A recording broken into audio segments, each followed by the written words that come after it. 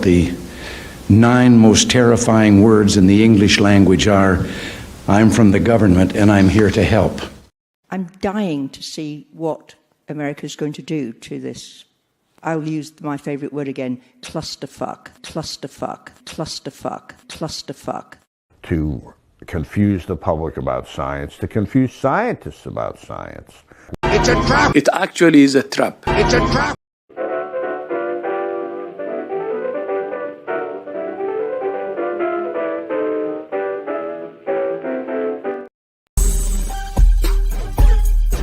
Who taught you how to do this stuff?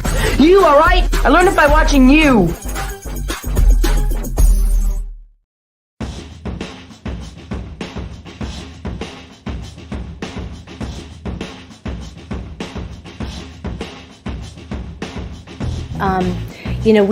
We would prefer to not have kids on the continuum of risk, if at all possible.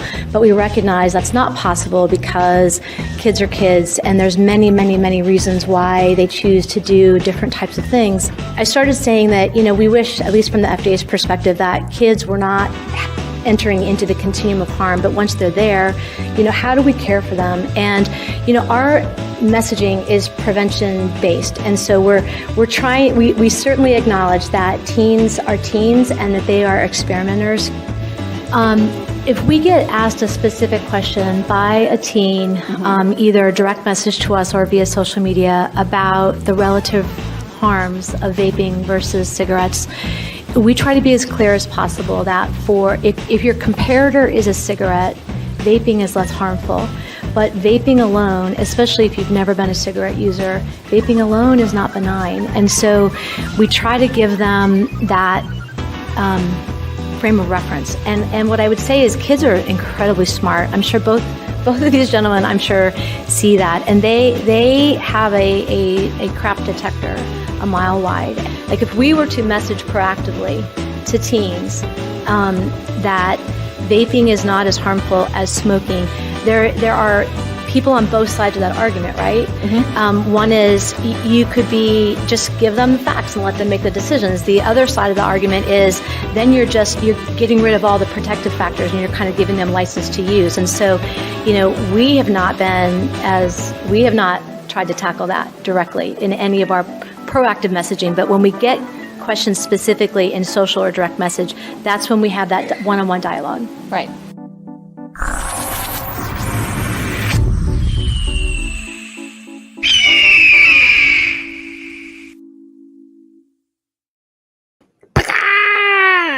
Hello, people. There are people. As you saw, I was putting people's little chats online during the intro there with Kathy from the FDA / the Truth Initiative.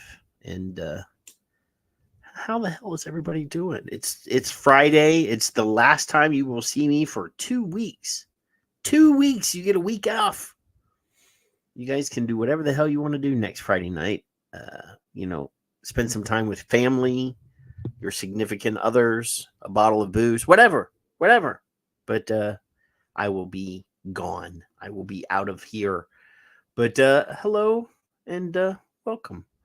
Bastard is here, and Michelle Elliott's here, and Michael Redfern's here, and Omicidal's here, and Steve is here, and Hunky Vapes is here, and William Webb is here. And I saw Jason was up here earlier. I don't know. Jason was here. I don't know if he's still here. Mallory's here.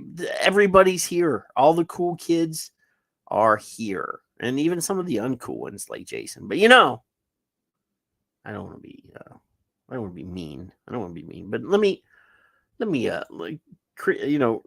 there's just, let's just get Kevin in here and stuff. Okay. All right.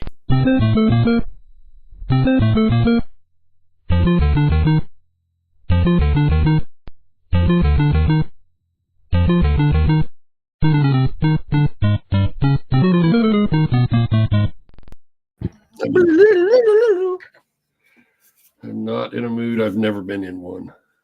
You've never been, not ever? Not for you. Never been in a mood, Kevin? Ever? Not for you. Oh, well, I don't. You don't have. What are you doing, meathole? I'm just over here. I'm refreshing to make sure that the Rumble is rumbling appropriately. Yeah, we are on the rumble as well. Okay. Excuse me. I had a little spicy food for dinner tonight. Uh-oh. And it's letting me know, hey, I know what you did. I know what you did. Yeah. What the hell's going on with you? Homicidal doesn't have a wrench. Let me jibber jabber for a second so I can go. Jibber jabber. I've been pretty good at that. We had Logan Wednesday, and he's decided that he's the boss of his mamaw, and I'm the boss of him, but I can't tell him what to do if it comes to mamaw. So Peggy's here too. Huh? What? Oh, meow. Here, kitty. Yeah. The things are happening. Yeah. Again. Let me go. I got to scroll over here and find Homicidal and give him a wrench. Oh, there he is. Yeah. I got him. I found him. Yeah. Here, let's make him a moderator here, and I'll give him a standard moderator authority. All the years that I've yelled and screamed and hollered, one of the best quotes I sent it to you just shortly ago. Yeah, you did. After I had already put all of the show notes in and everything, then you decided to throw something in there. Well, I couldn't remember, and I wasn't going to scroll up 46 things to see if I even put a tweet in there. So I grabbed you did two. Put some tweets in there, but you. I did put some tweets. I didn't remember. I don't know. Yes, you did. You put like 4 in, 3 in. Oh yeah. There was. I remember one of them. Yeah. So it's all right. You have to remind me to as I'm going through the rundown here when we get to the meow part of the show. Yeah. To do that because I will forget. Now, Kev. What? So I think we need to talk to Brad. Dr. Rodu? Uh-huh. Okay. Because the layout of his website sucks. It always has, and I don't care. It's really hard to read this stuff. Oh, on a phone, you mean? Or even on this damn screen, it's really hard to read. It's to the right. Yeah, I know. All of these, like 1/3 of the screen is links on the left-hand side. Yeah. He needs to figure out a different layout. Well, send all your comments to him, and there you go. It makes it difficult. I'm just saying, Oh, quit your whining. It's really hard. That's the first thing I sent you, wasn't it? Yes. It was like 5 minutes after we turned off the damn show. Yes, this is from last week, Kevin. This is from September 3rd. You'll be all right. Everything will be fine. Calm down. 3rd, Kevin. Okay. But, yeah, it makes it really difficult to read shit. I'm just saying, If it's important, you'll figure it out. No, maybe it's not important. Since it's a week old, it's no longer news anymore. But before we proceed, yeah, you see all them beautiful people in there. Look at all that. I named all of them. I said hello to all of them. I even put their comments on the screen during the intro. Just making sure they're recognized. So, you remember last week, Kevin, we discussed on this show a really crappy website from Spokane, Washington, that had a really crappy. Oh, you're going to start off with this, aren't you? A really crappy nicotine test on here. Yeah. You remember that? I do. I see you bagging my ass. We have to go back in time just a little bit because, Kev, I purposefully reduce any interaction with certain idiots on X. Well, you talk to me all the time. And, you mean the other idiot? And I post this is we did this live on the show, well, we didn't do the tweet live on the show, but we did do the nicotine quiz live on the show. Yeah. And then some dumbass. I swear to God, I got this fucker muted so long, I don't even pay attention to him. And then I see somebody else tag me, and then I go, is he still being a clown? Some dumbass says you need to be a scientist to debate about science, not a vape shop guy out to make a killing from addiction and harm. So, Kev, he just thinks that everybody. Victor is in the Rumbles. Did you see that? Victor is over in the Rumbles. Yeah. He just thinks that everybody that is a pro vaping person, every single person, is some sort of big tobacco shill. Yeah, that's what we all get our vaping bucks every week now. So I said, dude, I'm not a vape shop guy. I hold a Bachelor of Science in Anatomy and Physiology and a Master. And you don't? I do. Oh, him. I said, you see, some of us went to school to do something that benefits mankind, not a pretend degree in social media. The first thing is, Kevin, is he said, or I said what I said, and he refute the comment that I made about his worthless academic degree. Richard Pruin is here. Mr. Pruin. And then he says, so who funds your podcast, dude? I bet it's not the FDA. Because I have to stop you and give you kudos in case I forget for saying social media degree. I do on occasion. I don't like you, but that was good. Go ahead. So I said, I do it for fun. There's no money changing hands. A few viewers give me, nobody, my one subscriber unsubscribed. So I'm not even getting that $5 a month. So, but the last I looked in my Rumble account, I have like $23 in there, Kevin. Yeah. I said, is it that hard to believe that most of us are not, most of us are just passionate consumers? He says, yes, it's too hard to believe that most e-cigarette advocates are just passionate consumers. So is it so hard for you to believe that almost all e-cigarettes are profiteering from e-cig sales and continuing addiction and harm? And I said, considering I've met a huge chunk of the ones that argue with you online in real life, I didn't say in real life, I would have to say you're wrong. Some might own a vape shop, but they are a small percentage. Peggy in the chat room, but nobody else in this chat room. None of the people in this chat room are in the vape industry except for Miss Peggy. I don't think so. Yep. I said, but they're a small percentage. That proves my small percentage wise. The vast majority are ex-smokers who are happy that they've found a much safer alternative and want to help others. And he says, you think we didn't confront the same dodgy industry front groups claiming smokers' rights in the 80s? Big tobacco have deep pockets, and those with vested interests just follow the playbook. Okay, so I did write a little bit longer response this time. I said, what org? My podcast is me and Vaping It, a retired old man pointing out blatant unscientific BS and using FDA's own staff who admits that vaping is orders of magnitude safer than smoking. We had scientific proof before the first death of EVALI. Kevin, we broke that news on this show. We stole that content from Leafy, by the way, but still. We were runner-up. And we 2 weeks before the first death, Kevin, of EVALI. I said, and we also have proof that the Surgeon General at the time and various departments of health were warned in advance of the dangers of vitamin E acetate. I personally embarrassed the Surgeon General right here on Twitter regarding his ineptitude with dealing with EVALI. You parrot your paymaster script, then declare anyone who disagrees a big tobacco flunky without any evidence. You are part of the problem. You've abdicated your responsibility as a public health warrior in exchange for a paycheck and an obsolete script that ignores innovation and science. So I was a little bit, salty there. So what does he say? Usual misinformation from vaping advocates who are in the pay of the industry.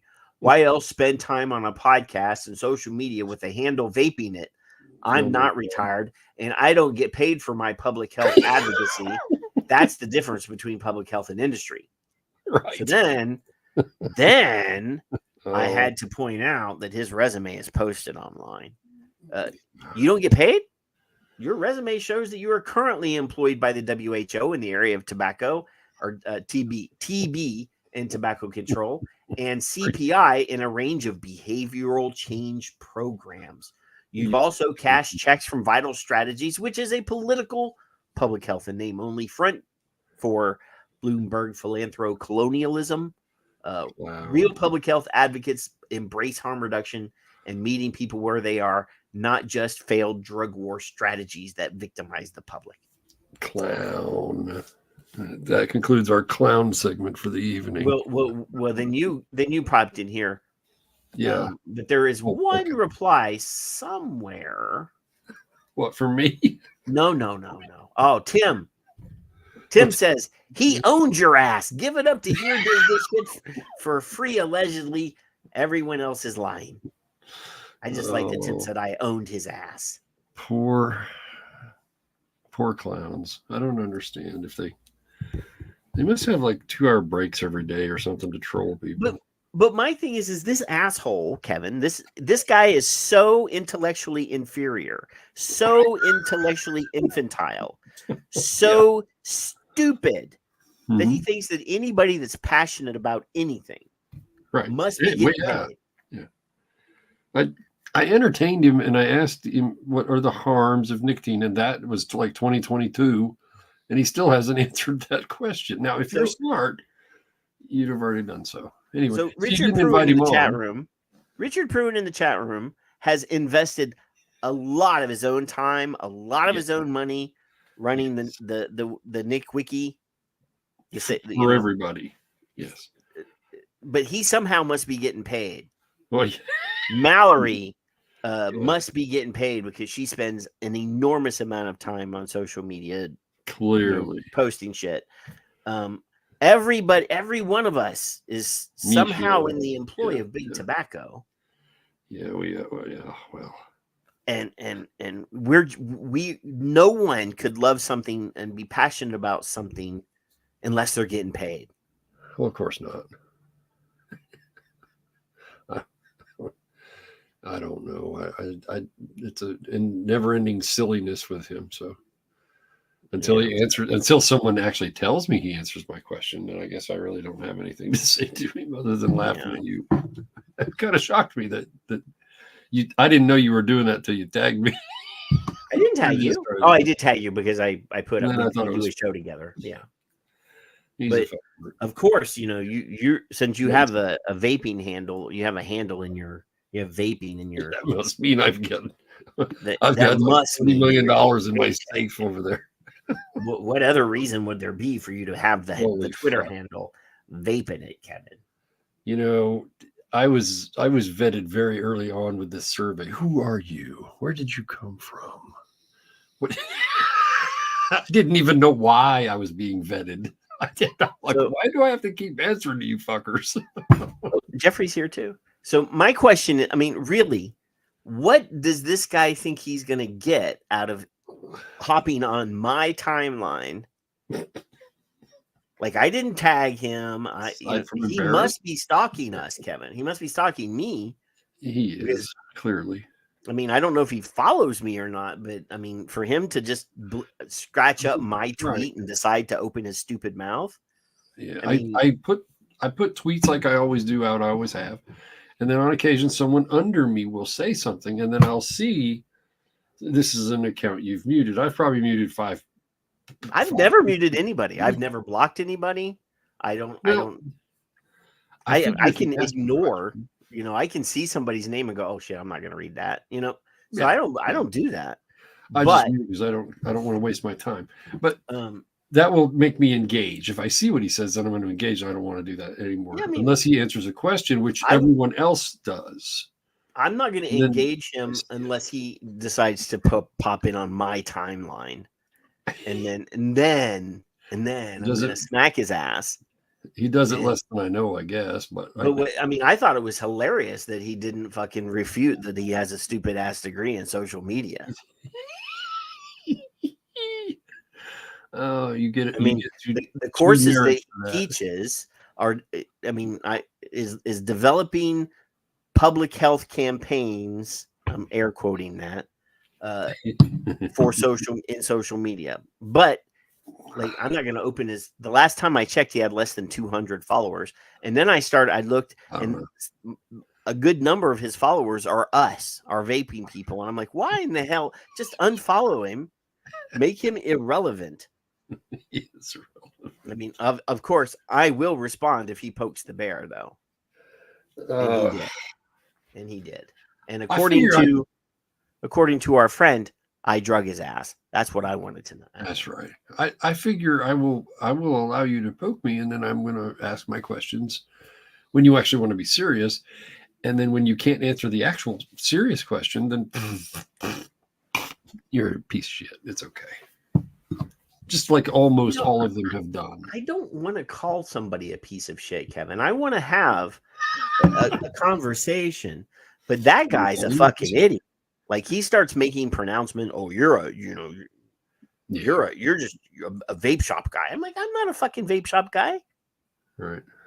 It doesn't matter. Slander. I make a fairly good living in healthcare. I don't need to work in a vape shop, Kevin. Oh, he'll be all right. He'll be fine. Calm down. But yeah. All right. So speaking of really hard to read web pages. Yeah. Oh, here we go. So this week, Brad Rodew. Well, don't make it worse. Wrote a blog. Make it bigger. Well, but Kevin, if I make it bigger, let's just make it bigger. It still pushes everything over there. Well, move it over. Or can you? I don't know if you can. Can't. Oh. Make it all the way. I got a scroll bar on the side, but I don't got a scroll bar on the bottom that I can scroll over. So that means I got to turn my head way over here to read it. Oh, just tell us what he said. So it says here, FDA briefs the U.S. Supreme Court on the nicotine brain fallacy. The nicotine brain fallacy. Yeah. So it says, responding to a petition from the FDA, the Supreme Court agreed to review the Fifth Circuit Court of Appeals decision in the Triton case, formerly known as Wages and White Lion Investments, LLC. The Circuit Court, sitting en banc, had found that the FDA failed to follow proper administrative procedures in considering Triton's vaping pre-market tobacco application, and the agency's denial order was vacated. So appealing that, you see how the fonts are much clearer now, Kevin? I figured out how to fix my fonts. It's so much easier now. Appealing that decision, the FDA filed a brief to the Supreme Court, available here. There's a hyperlink. I will not comment on the myriad legal and regulatory implications of the case, but in their scientific decision, lawyers for the FDA made numerous false statements about nicotine and e-cigarettes, such as, and here's a quote, nicotine is a highly addictive drug that can harm the developing adolescent brain. Studies have found that e-cigarette use may be associated with diseases such as asthma, chronic bronchitis, emphysema, and COPD. Yeah. And e-cigarette users may progress to conventional tobacco products, which can endanger human health even more. I have repeatedly, and this is back to Brad now, this is no longer part of the quote, I have repeatedly warned tobacco harm reduction community that the NIH-funded bad science tsunami would result in federal and state regulations aimed at stifling safer cigarette substitutes. And then he's got evidence here, here, and here, hyperlinked all out. Now we have a concrete example. Over the years, I have exposed distorted and false research finding concerning e-cigarette use and respiratory conditions. Again, here, here, and here. So today I will focus on the nicotine brain fallacy, which I first discussed 4 years ago, and then here. He likes to show he's done his work, Kevin.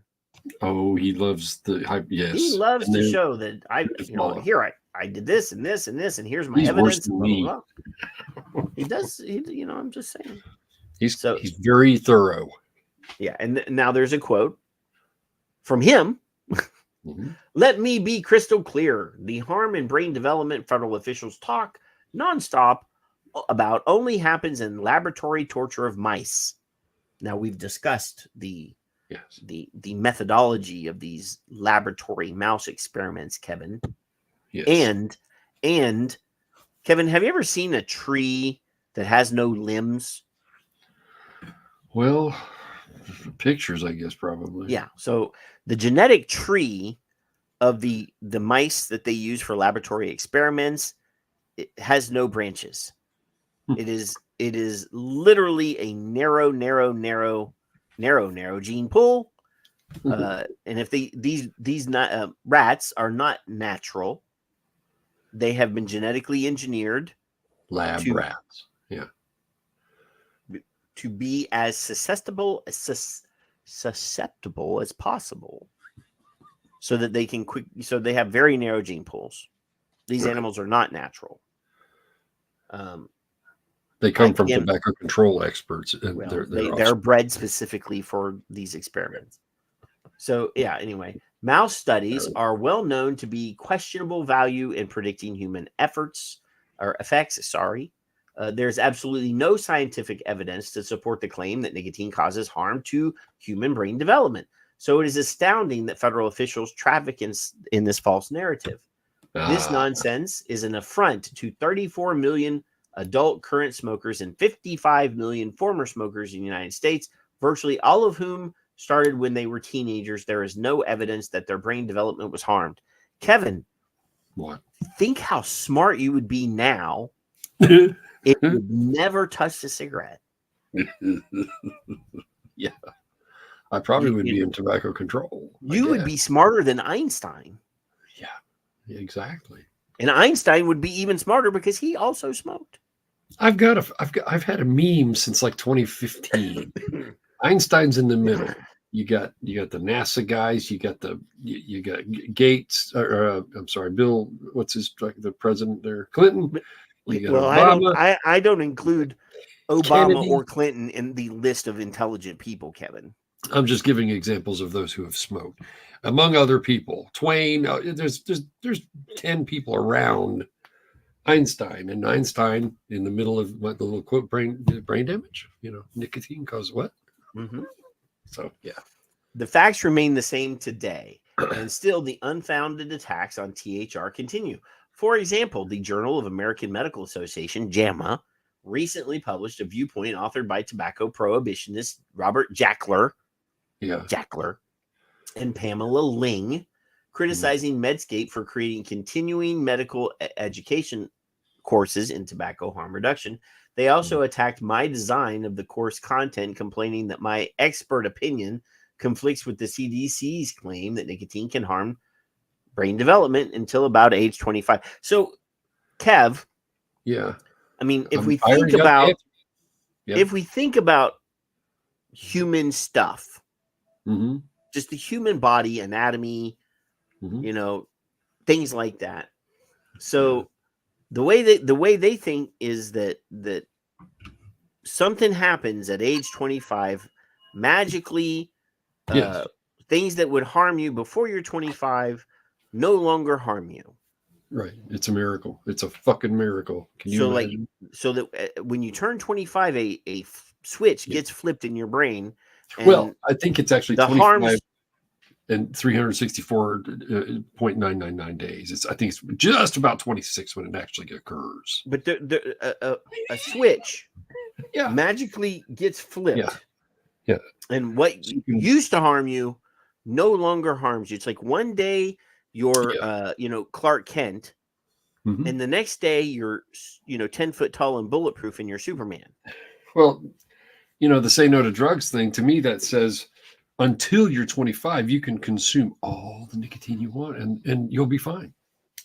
But these people fail to understand that as you get older, Kevin, as you get older, the neuroplasticity in your brain actually becomes less plastic. Yeah. So it actually becomes less malleable. Yeah. So, I mean, technically, because you're younger people, younger people that have a head injury, recover better than older people that have a brain injury. Right. So shouldn't it be the opposite? Shouldn't it be, oh, well, you can have nicotine because the damage that's going to cause is going to heal better than when you're older, because when you're your neuroplasticity becomes less malleable. You can't heal from that damage. Well, but that's the thing about the 480,000 number.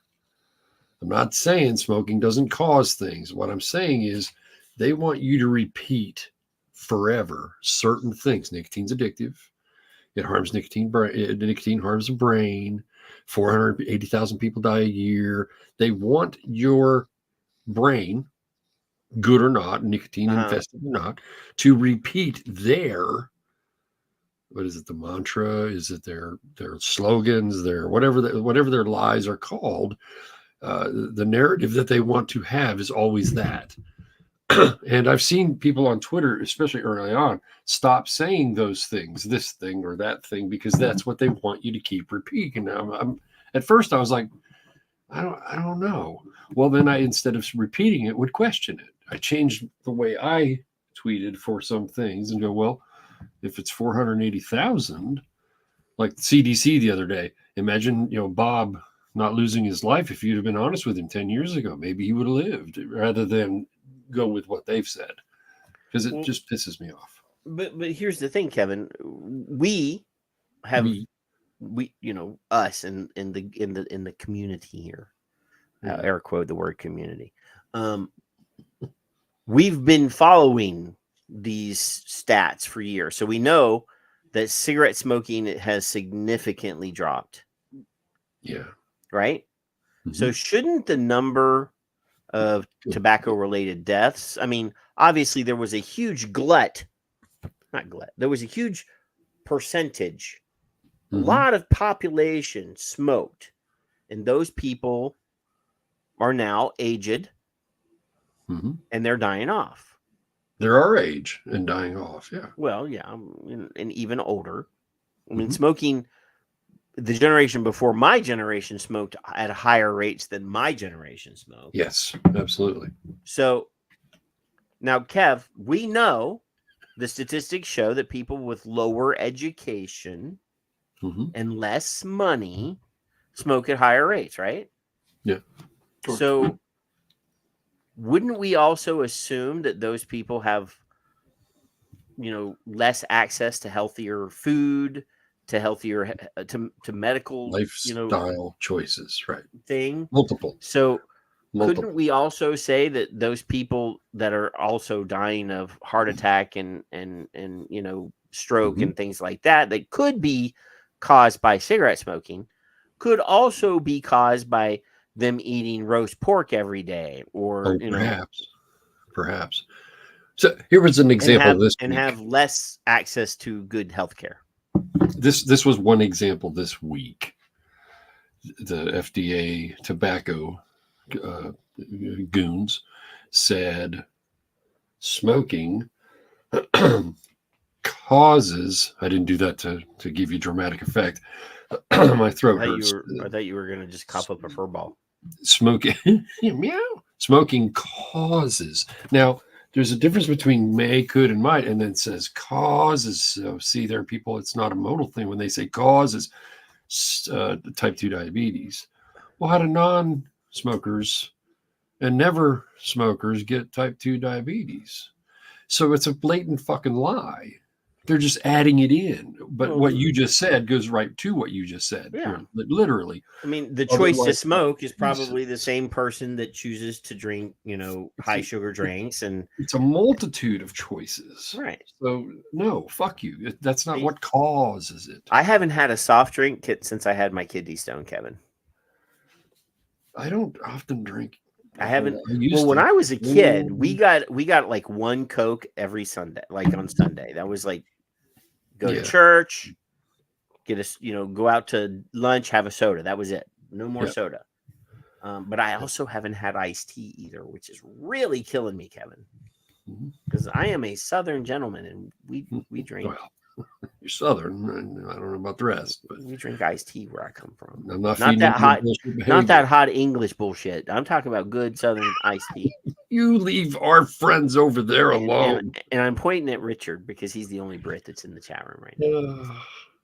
But anyway, he says here, they cited a review that purportedly contains a sizable body of human data, but that treatise actually offers no evidence of harm to brain development on human smokers.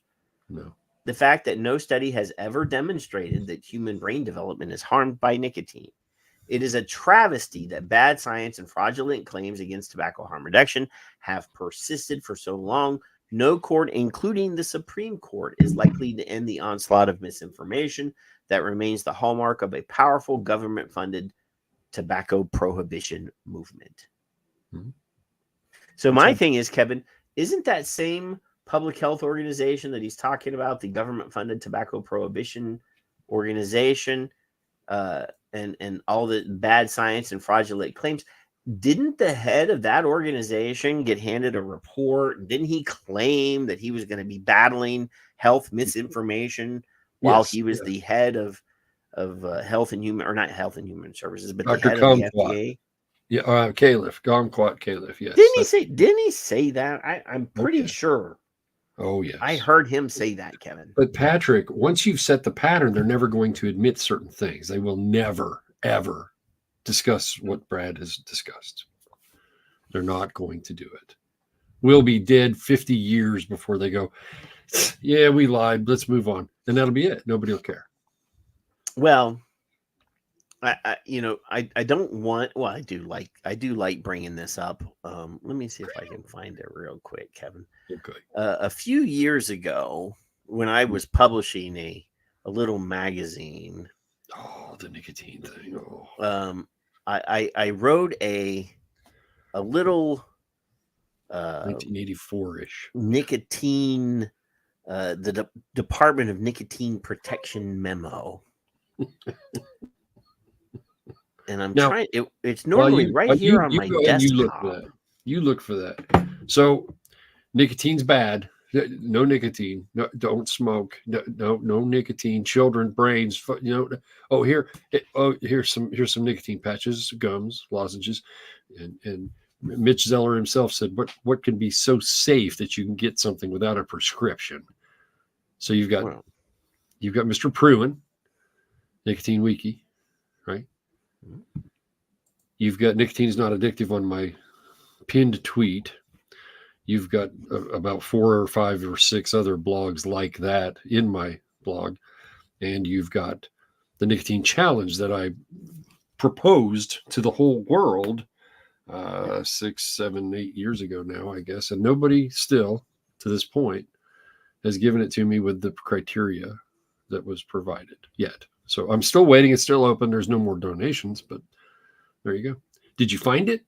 Is it there? I'm waiting. I'm watching a circle go around and around and around and around. So when I did the nicotine challenge, I wanted to find nicotine without addiction, without smoke. I wanted to find nicotine only, people being addicted, addled, if you will, nicotine dens, that kind of thing that they like to portray.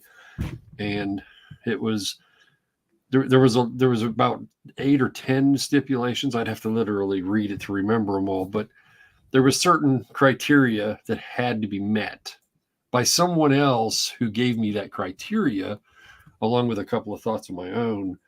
And it was worded so that it was clear to an academic, not a Kevin. I don't want to talk to a Kevin. I want to talk to an academic. And I'm not joking. I'd have spent the money donated, $600 and something, and given it to be given if they were proving me wrong or themselves right, would have gone to tobacco-free kids.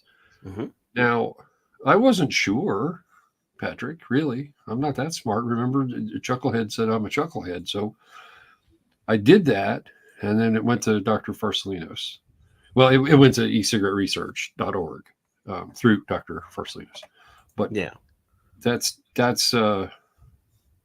I tagged everybody at that point. Ruth Malone, I tagged Simon, I tagged everybody in health at the time. So there we go. There's your 1984. Yeah, this is I wrote this in 2016, Kevin.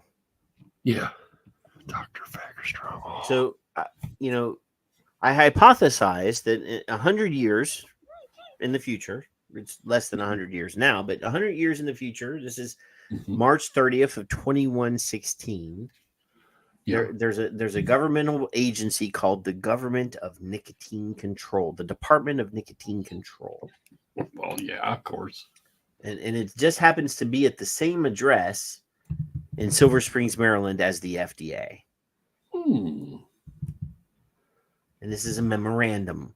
It says, on today, the 100th anniversary of the release of the FDA regulations for control of liquid nicotine, I would like to thank all of you for your hard work. I would also like to remind you where it all started. After many years of iron-fisted control of nicotine products, our predecessors, that's the FDA, almost lost their hard-fought authority in the early 2000s. Upstarts from smaller companies had innovated delivery of nicotine to smokers with the invention of vapor products. This started cutting into the market share of cigarette companies, who were our very lucrative partners. Our agreements with them had helped both of our institutions become quite powerful. The tobacco companies first tried to discredit the obviously more effective vapor products through media, political allies, and even using public health, who also benefited greatly from the sale of their inferior cigarettes. Other allies, pharmaceutical companies, had also expressed distress to us and asked for our intervention. Initially, the FDA leaders bumbled their efforts and lost legal battles with the upstarts. It took a few years to regain their feet. In April of 2014, the FDA released their deeming rule of vaping products. This was their first step in crushing a very small but very disruptive industry. I am sure you have all seen these devices. We still confiscate some old devices periodically in sweeps. They do not look like cigarettes, and it took quite a lot of effort for us to sway the public into thinking the vaping was the same as smoking. It was effective, though. In just a few years, our combined campaigns changed poll responses. People actually thought that a device that caused no harm was actually as bad, if not worse, than smoking. I wrote this in 2016, Kevin. Yep. Without those efforts, we would not have the power and control we have today. Even today, we still arrest DIYers who are acquiring black market nicotine and mixing their own. Recently, we even found someone still trying to sell e-liquid using social media. He was sentenced 20 years for selling his harmless liquid death. We should thank the congressman who came up with that nickname. It was popular with the Save the Children crowd.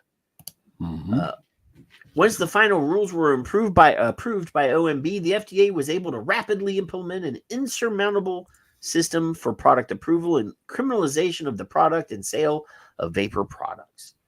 There was some legal wrangling from the upstarts, but their efforts were mainly financed by a small segment of the industry and a very small percentage of consumers. Thank God more of them did not join the fight. More effort from them, and it might have tipped the balance in their favor. Since then, our partners, tobacco, pharma, and public health, have all prospered and been able to maintain the status quo. Our enforcement has also kept the prisons full of vapors, and the fines we levy against their families have been very helpful in keeping the rabble down. Again, thank you for your hard work. Let us focus on another 100 years of prosperity for our agency or our organization and all of our partners.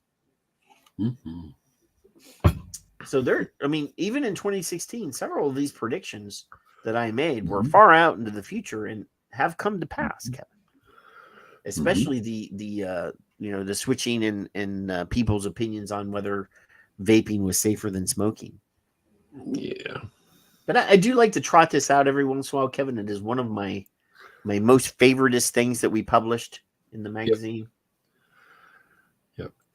Stands up. It's still pretty good. I not to pat myself on the back, but yeah. I do like it. What? Maybe your friend Tahir will pat you on the back. I don't know. Maybe. He's one of those profiteer guys. He's getting those bloom bucks right there, man. Waste of time. Come on now. My article is loading slowly, Kevin. Give me a minute here. All right, that's fine. That's fine. What is he doing here? A gateway to smoking? Uh-oh. Richard's he's showing the wiki. He's allowed. Oh, how did that happen, Richard? What was I doing? He's definitely allowed. Well, no, I see the oyster now. I don't know why I have that. Hold on, let me see. Was that on the safer nicotine thing? The safer nicotine thing. What are you talking about? I just copied what he had on there. Wow. Well, an article that here it is. I found it. Oh, because you get that pin. Okay. I grabbed that because that's what it was. Yeah. Here we go. It took me a minute.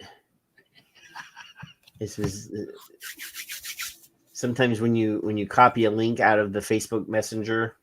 Yeah. Your feed's flickering, says Steve. My feed is flickering? I don't know, I guess. I don't know. It can't be flickering. But here we go, Kev. Hear me. Let me share this for you. I'm ready. Let me share this. This Logan says school on Monday, by the way. I told him to watch out for vapors. To counter Brad Rodew. Yeah, well, we should. We have a piece here. This was published by the Public Health Insider. Oh, good. Just this week. How vaping affects teen brain development and school performance, Kevin. In recent years, vaping has surged in popularity among teenagers. Marketed as no, it's not marketed. We're not allowed to market this way. Marketed as a safer alternative to smoking, vaping, especially with nicotine, poses serious risks to young developing brains. Let's dive into how nicotine impacts the adolescent brain, affecting attention, mood, learning, and impulse control, Kevin. Now, Kevin, don't most teenagers already have poor impulse control? I still do. Yeah. So the numbers, did you know over 2.1 million middle and high school students are currently vaping, according to the 2023 National Youth Tobacco Survey. More than well, it's worded as currently. It's not, but go ahead. Okay. More than 1 in 10 young adults aged 18 to 24, Kevin, are vaping. Well, but why do you care about the 21, the 22, and the 23s and the 24s? Why are they added in there, Patrick? Yeah, why do you think? Why do you think? Go ahead and tell me. Why do you think they're there? To beef up their numbers. There you go. That's the only reason. To count adults, the 21, the 22, the 23, and the 24s, in with the 18 and the 19, you know? And as an extra point to ponder, the 18, the 19, and the 20-year-olds aren't legally allowed to have it anyway. Right. Yep. So it doesn't even matter. Well, it does matter, but the thing is they're blaming the product instead of blaming the dumbass brats that are buying it. Yeah. They shouldn't be. The symptoms, not the cause. Right. So, Kevin, when I was 18 years old, yeah, for a very short amount of time, for about 3 months after my birthday, I could legally buy beer and liquor. Yeah. And then about 3 months after my birthday, the state passed a law that changed the age to buy and consume alcohol to 21. Yeah. So for 3 months, I could legally purchase beer. That was about 85, right? 84 or 85? 90. Oh, that's right. You're a little older or younger. Yeah. They did it to me. I was grandfathered on with 3.2 beer that some people don't know it existed, but it did. But I couldn't buy liquor or anything higher than 3.2 beer. No, I could buy anything I wanted. Yeah. I could go into a liquor store and buy a bottle of Jack if I wanted to. Yeah. What grandfathered in just that? No, there was no grandfathered. Did you still get your alcohol though? Oh, of course. I bet you did. You law-breaking little rugrat. Yeah, I mean, whether it's legal or not, it's people will still get what they want, Kevin. That's there are gray and black markets. There are old winos sitting in front of the convenience store. If you buy them a 6-pack, they'll buy you a 6-pack. You give them some money. Just going to wait on you. Yep. Of youth and young adults who vape, 98% of them use flavored e-cigarettes. Kevin, all e-cigarettes are flavored. Well, even if they are tobacco flavored, they're flavored. That's right. Yeah. No matter what. Kevin, if you don't have flavor, you have PG, VG, and nicotine and no flavor. Mallory. Yeah. So it says here, FDA has authorized only 4 flavored e-cigarettes, yet thousands of products remain on the market illegally. That is 4. I think they've changed this now. This is absolutely not correct. Okay. I think it's like 9 or 11 or something like that now. 23. It's 23 products. I don't know about the flavors. Or 20 something products. I don't know about the flavors. Well, they're saying only 4 of these are flavored. These are probably the 4 menthols. These are probably the 4 menthols, which isn't a flavor to me, but all right. The adolescent, because none of them are actually like flavored. None of these are like fruity flavored or bakery flavored or the writing's flavored. The writing is more flavored than the flavor of It says here the adolescent brain is still under construction, Kevin. Imagine the adolescent brain is a construction site. It's bustling with activity, with the most significant developments happening in the prefrontal cortex, the area responsible for decision-making, impulse control, and executive functions. Most of these brats should only be doing like trades anyway. They shouldn't really be working in executive areas. I'm thinking with the voting, the driving, the military, the buying the houses, the debt thing, it should be at least 26 now. I think it should be like 40 now, Kevin. You and Fig and I had this discussion. I don't know who brought it up. I think it was Fig. It should be at least 25, maybe 30. Let's go to 30. Fuck all of you. You don't have any rights till you're 30. Fuck you. Well, I mean, most of these young people today are living in their parents' house until they're 35 or 40, Kevin. Tweeting from my mother's basement. Yeah. Yeah. Some of these public health people are probably still living in their parents' garage because they don't make I make enough living that I can buy a $250,000 house, no problem, Kevin. But apparently, Anyway, this brain region continues to mature well into the mid-20s, making it particularly vulnerable to external influences like nicotine. Now, Kevin, I brought this. I put this here right after Brad Rodu. Right. In the conversation that we had after, during and after the Brad Rodu, just to show the retardedness. Every time, like I was reading Brad's page where he had the here, and here, you see, none of these people here are showing their work. They don't do that. They're making claims without backing it up, Kevin. I put vaping links on purpose. And if I scroll down here to the bottom, I guarantee you there are no links to any of their sources. You see that? None. Yeah. So, Kevin, I don't remember. Was it this show? Did we talk about this last week, or was this a conversation I was having with somebody else? When I was in college 100 billion years ago, when we took a math class, Kevin, you had to go to the school bookstore and buy what they call a blue book. Yeah, that was us last week. Yeah. Okay, so we did talk about that, where you had to show your work. Right, now you don't. To get full credit, you had to show your work. This is how I got to the answer that I just, marked on this test. That's correct. So these people here did not go to school when I went to school because they're not showing their work, Kevin. They're not showing any of their sources. In fact, Agent Anya, I put a meme, whatever you guys call it, the graphics that are still with paint mostly, and I did not And on occasion, I run across an old one. I can't figure out what it is. It takes me a few minutes to figure out what it is that the quote is from. So I always try, and everyone should, to put at least a picture of, or the lettering of the link that you're talking about above, just to help yourself more than anything.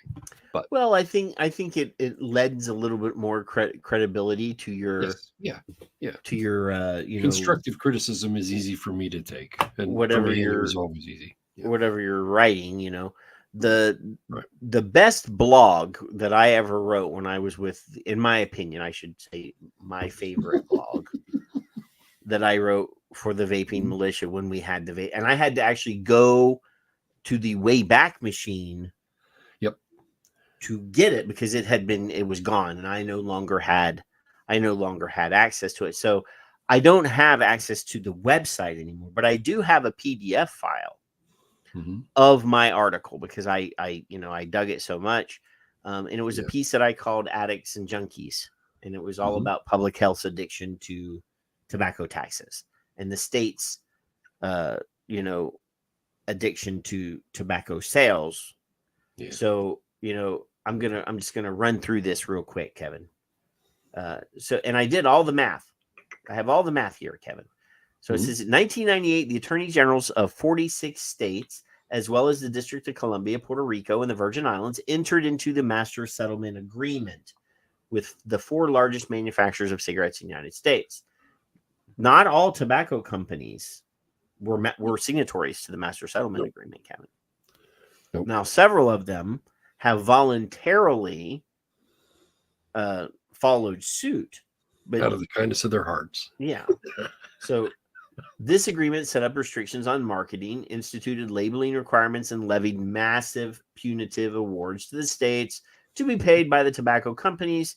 States were to receive $206 billion over 25 years, starting in 1998. Yep. So the upfront payments, $12.742 billion, annual payments beginning on April 15th of 2000, $185.177 billion, all the way to 2025, Kevin. Yeah. So those annual payments actually are supposed to stop next year. Well, those payments. They're so they also paid $8.61 billion to a strategic contribution fund, and that was from 2008 to 2017. They paid $250 million over 10 years to create a national foundation, which was originally called Legacy. Yep. And is now called, Kevin? The Truth Manipulative, sir. Yeah, Truth Manipulative. They started a public health fund that was supposed to start with a minimum of $1.45 billion. State Enforcement Fund, $50 million. That was a one-time payment to each state for the enforcement fund. And then, Kevin, the National Association of Attorneys General. Not the states, but the National Association of Attorneys Generals. $1.5 billion over 10 years.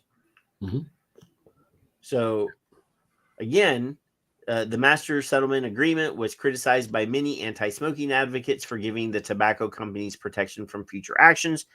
It did, however, provide the states with their first fix of tobacco money. So, as part of that whole scheme, Kevin, the tobacco companies, they negotiated with the state attorney generals that none of those states would ever attempt to ban outright cigarette sales in their states. Nope, never. And B, no one in those states could individually sue the tobacco company for healthcare costs. Yep. So they are now statutorily protected. Yep.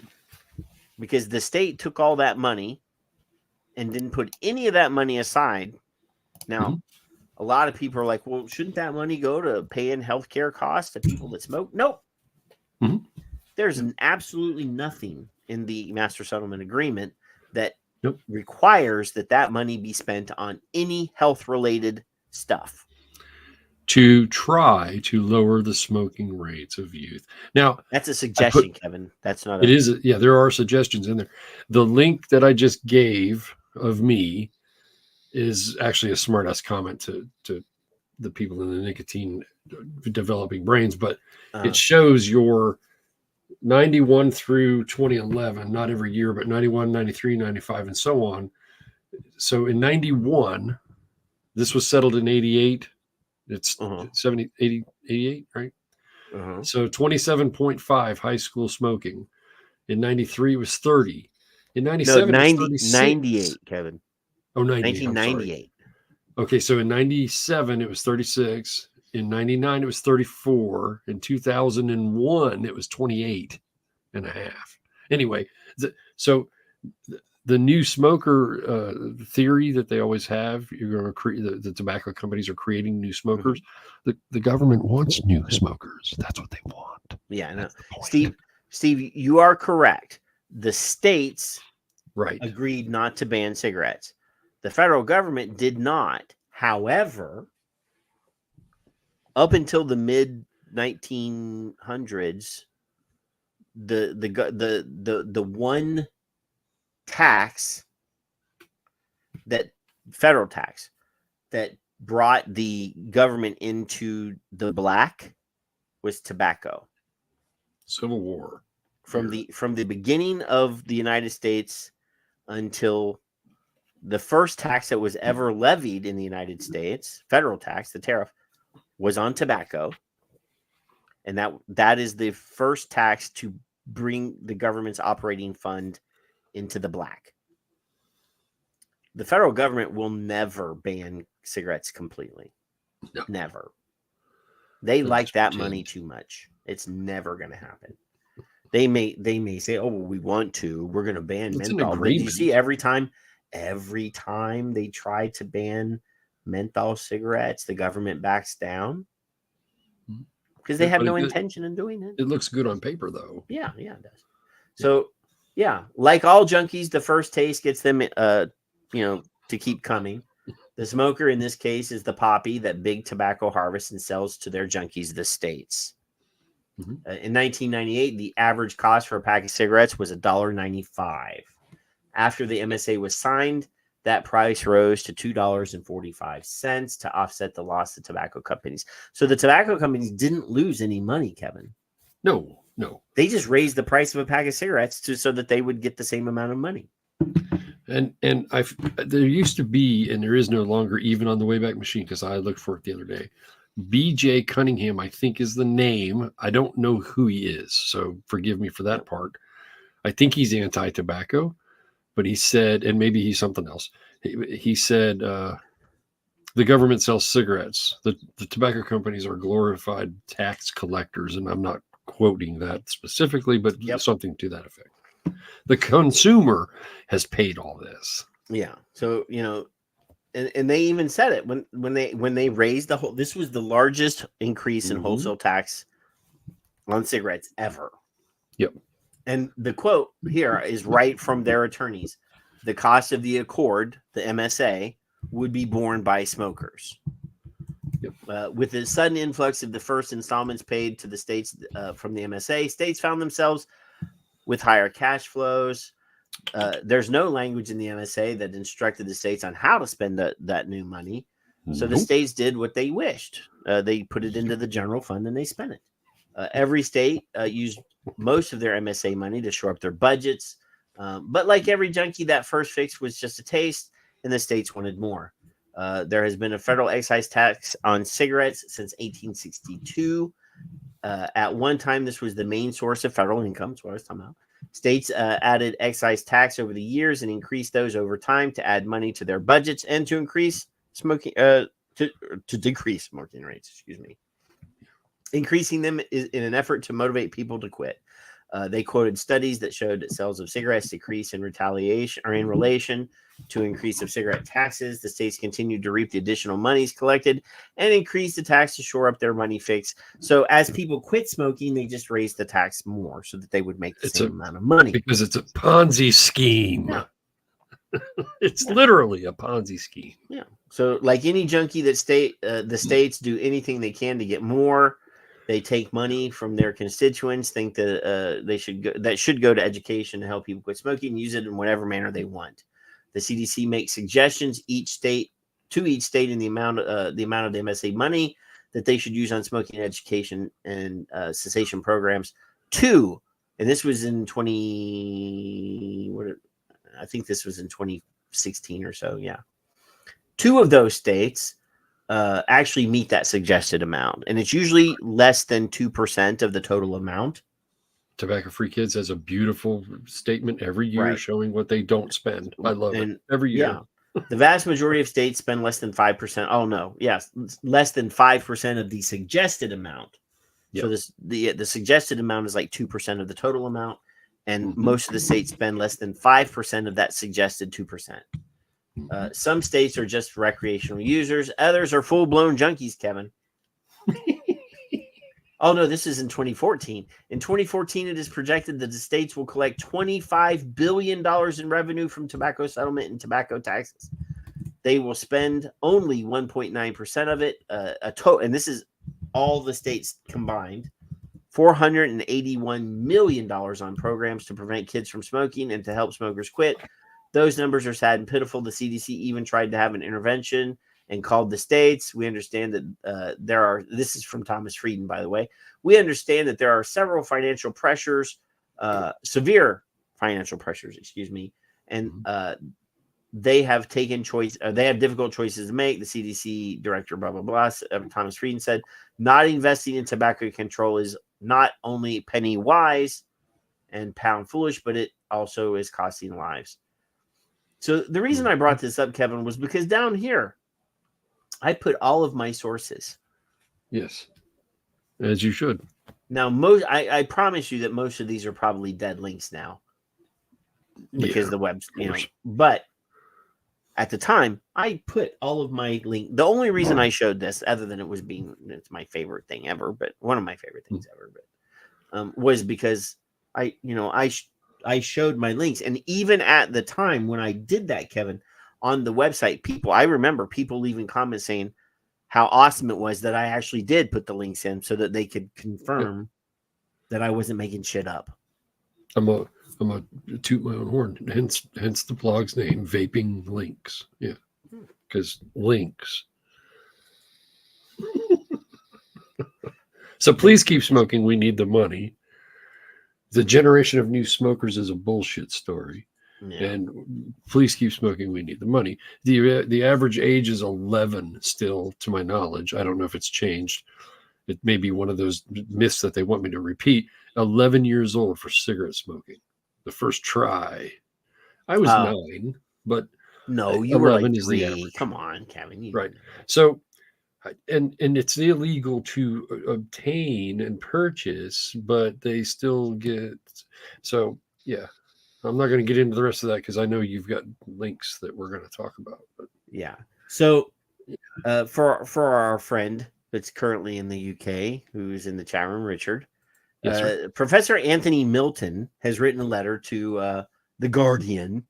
The Guardian.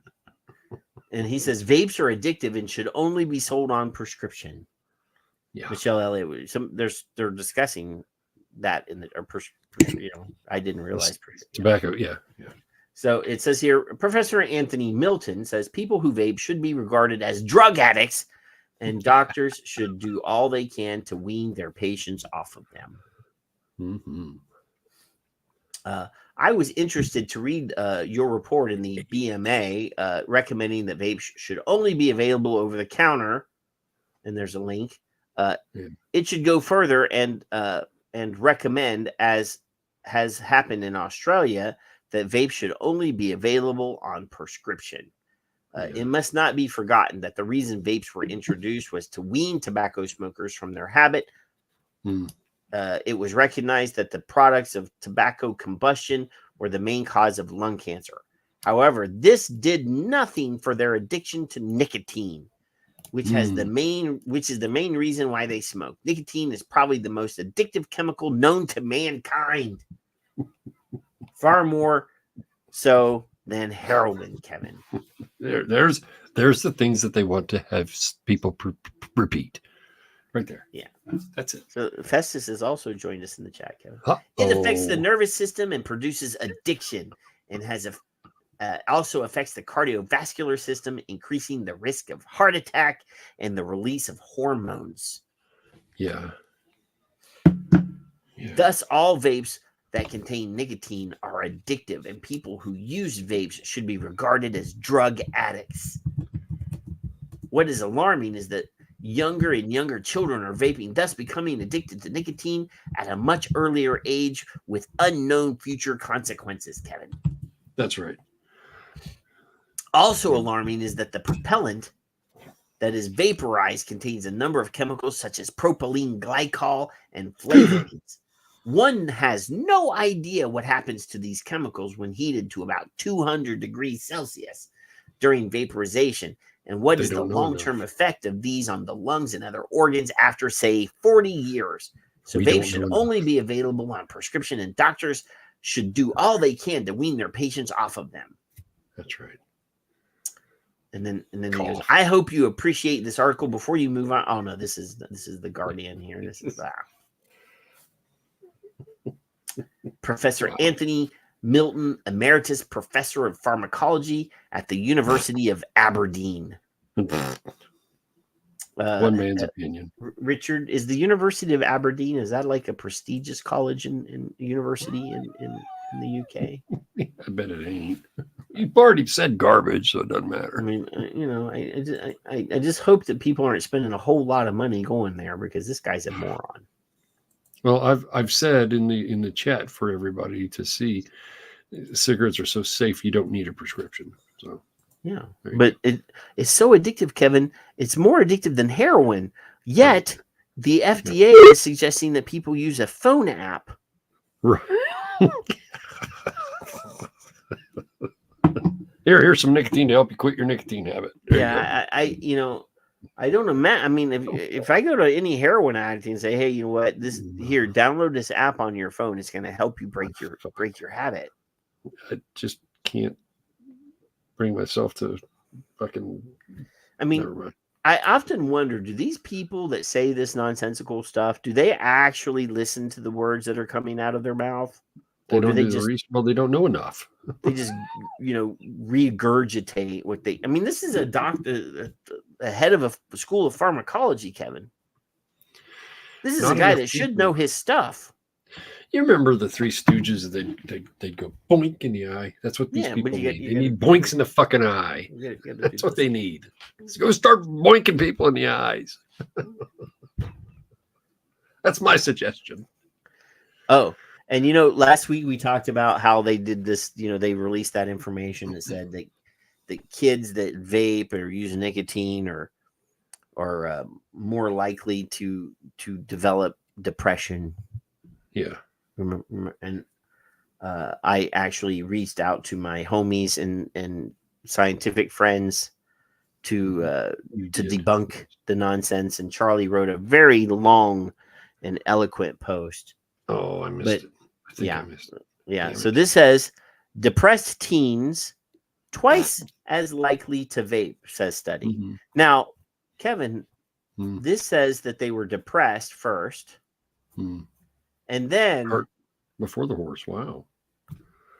So it didn't say vape causes teens to be twice, two times depressed. It actually says that the depressed teens are doubly likely. Richard said they're not the same. Likely, but likely. The word likely is bullshit. So there you go. I'm old enough to tell you that, and you're old enough to listen. So were you talking about Richard didn't say anything about this? No, not that. About the college. Oh yeah, no, yeah. He said it. No, it's not. No, it isn't. You acknowledged your question.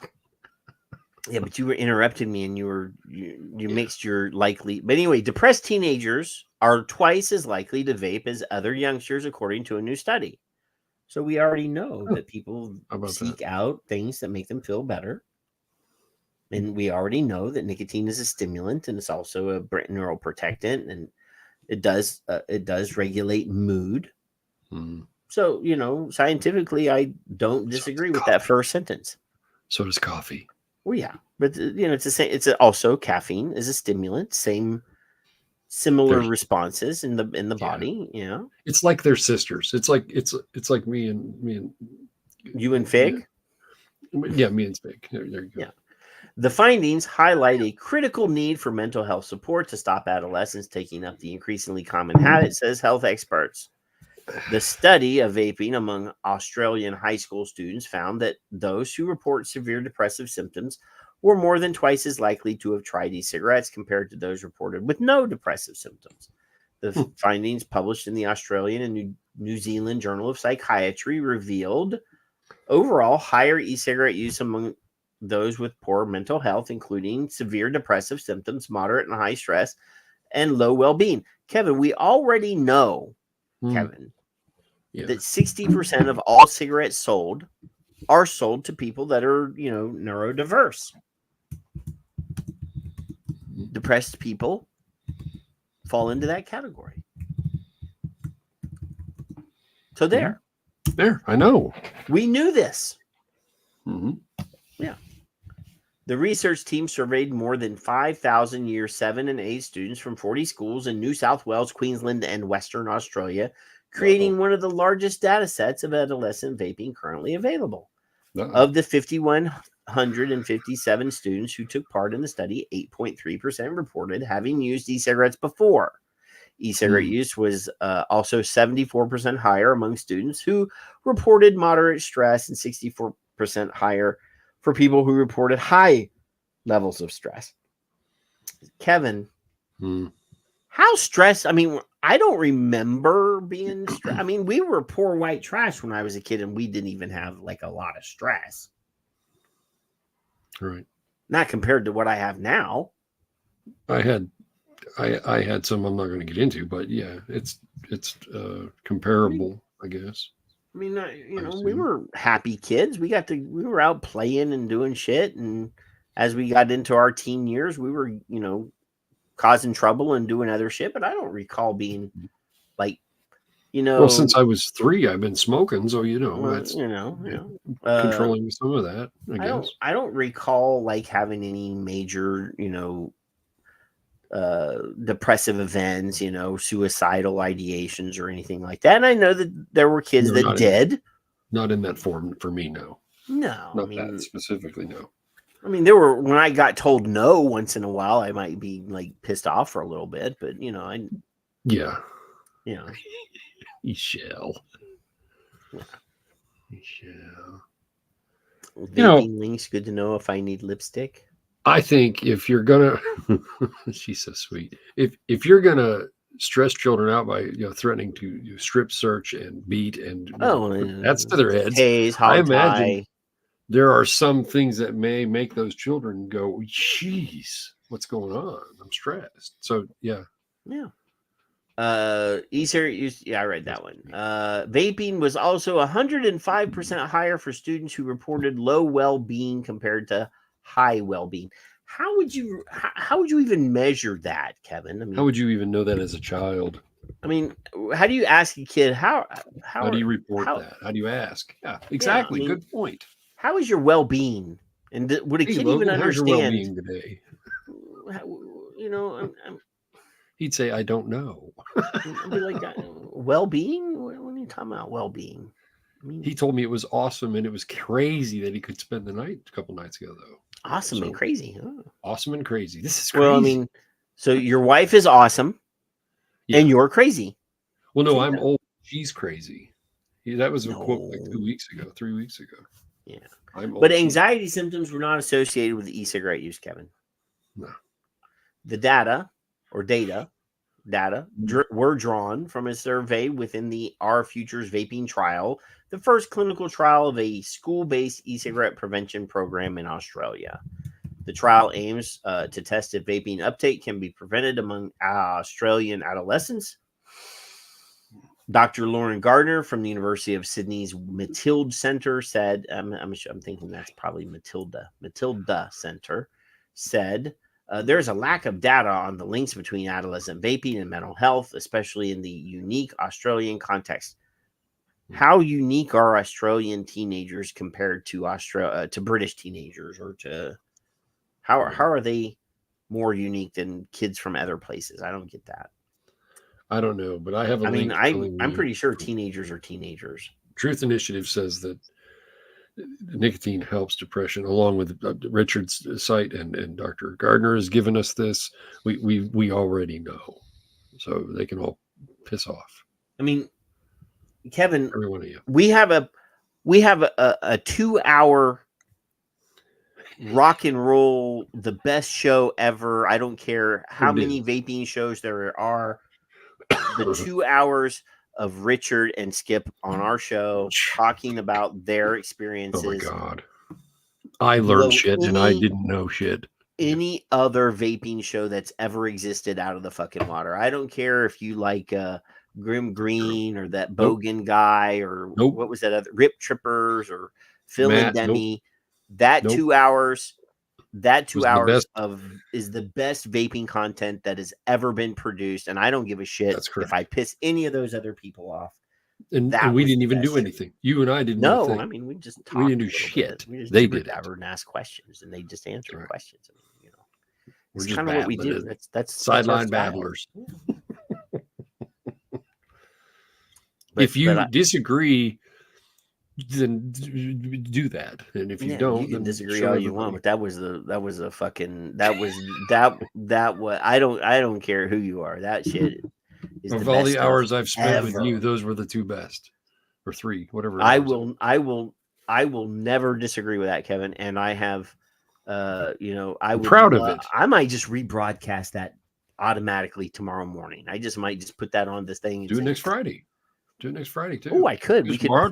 I could schedule a rerun. I could do that. I astoundingly am just very grateful for that. I don't know how the idea even came up. Honestly, I don't remember. But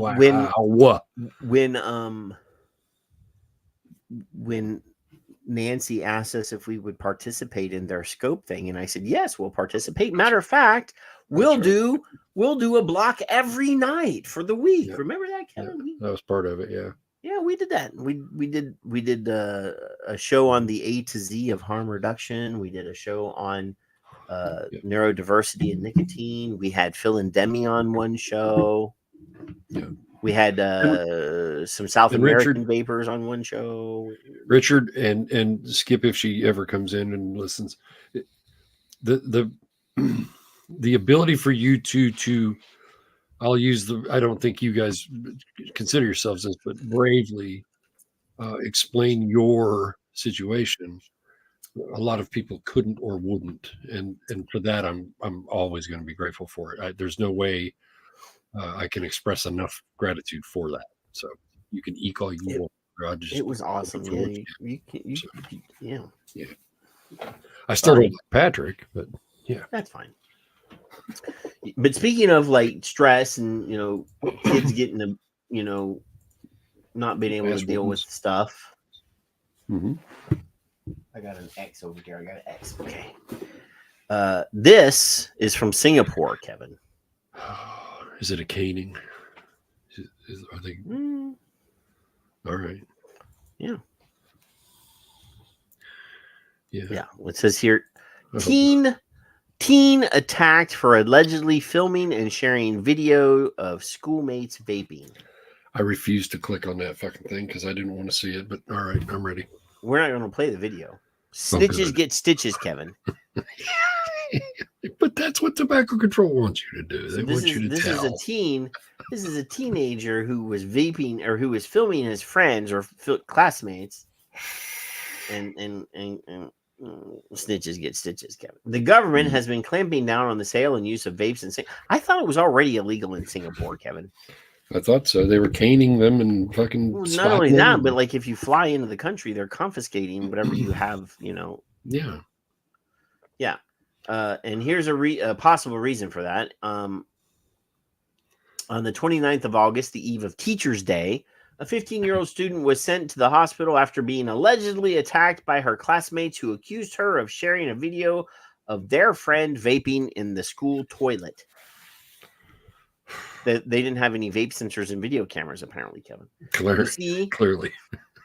Even underage kids who haven't completed secondary school can also get their hands on these, because if you ban something, that black market, it's coming, it increases baby. The availability outside of it. Yeah. Mm-hmm.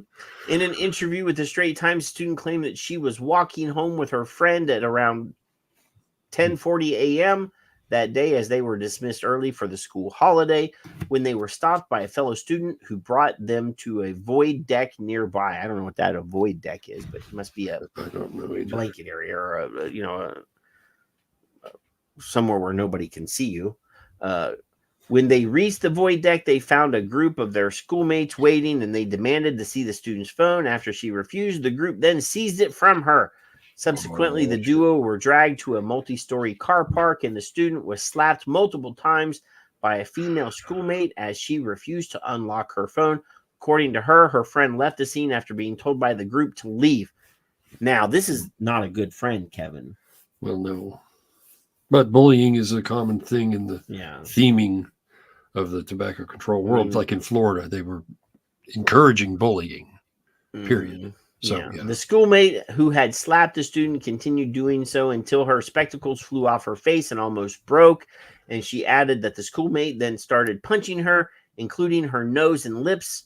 The same schoolmate and another student in the group then forced her to kneel down and apologize to the female student who was caught on video vaping. Mm-hmm. Although her mobile phone was damaged when the group of students smashed it, they managed to call her mother after the group left. Her mother then called the police, and the team was taken to the hospital by ambulance for a medical check, including x-rays. She suffered a nosebleed, swollen lips, and bruises on her legs. A police report has been filed. So, Kevin, they have demonized and criminalized the act of vaping so badly that a horrible black market is now in existence, and B, students feel like it's a good way to bully other kids by taking videos, and then they get turned around and get bullied for being snitches.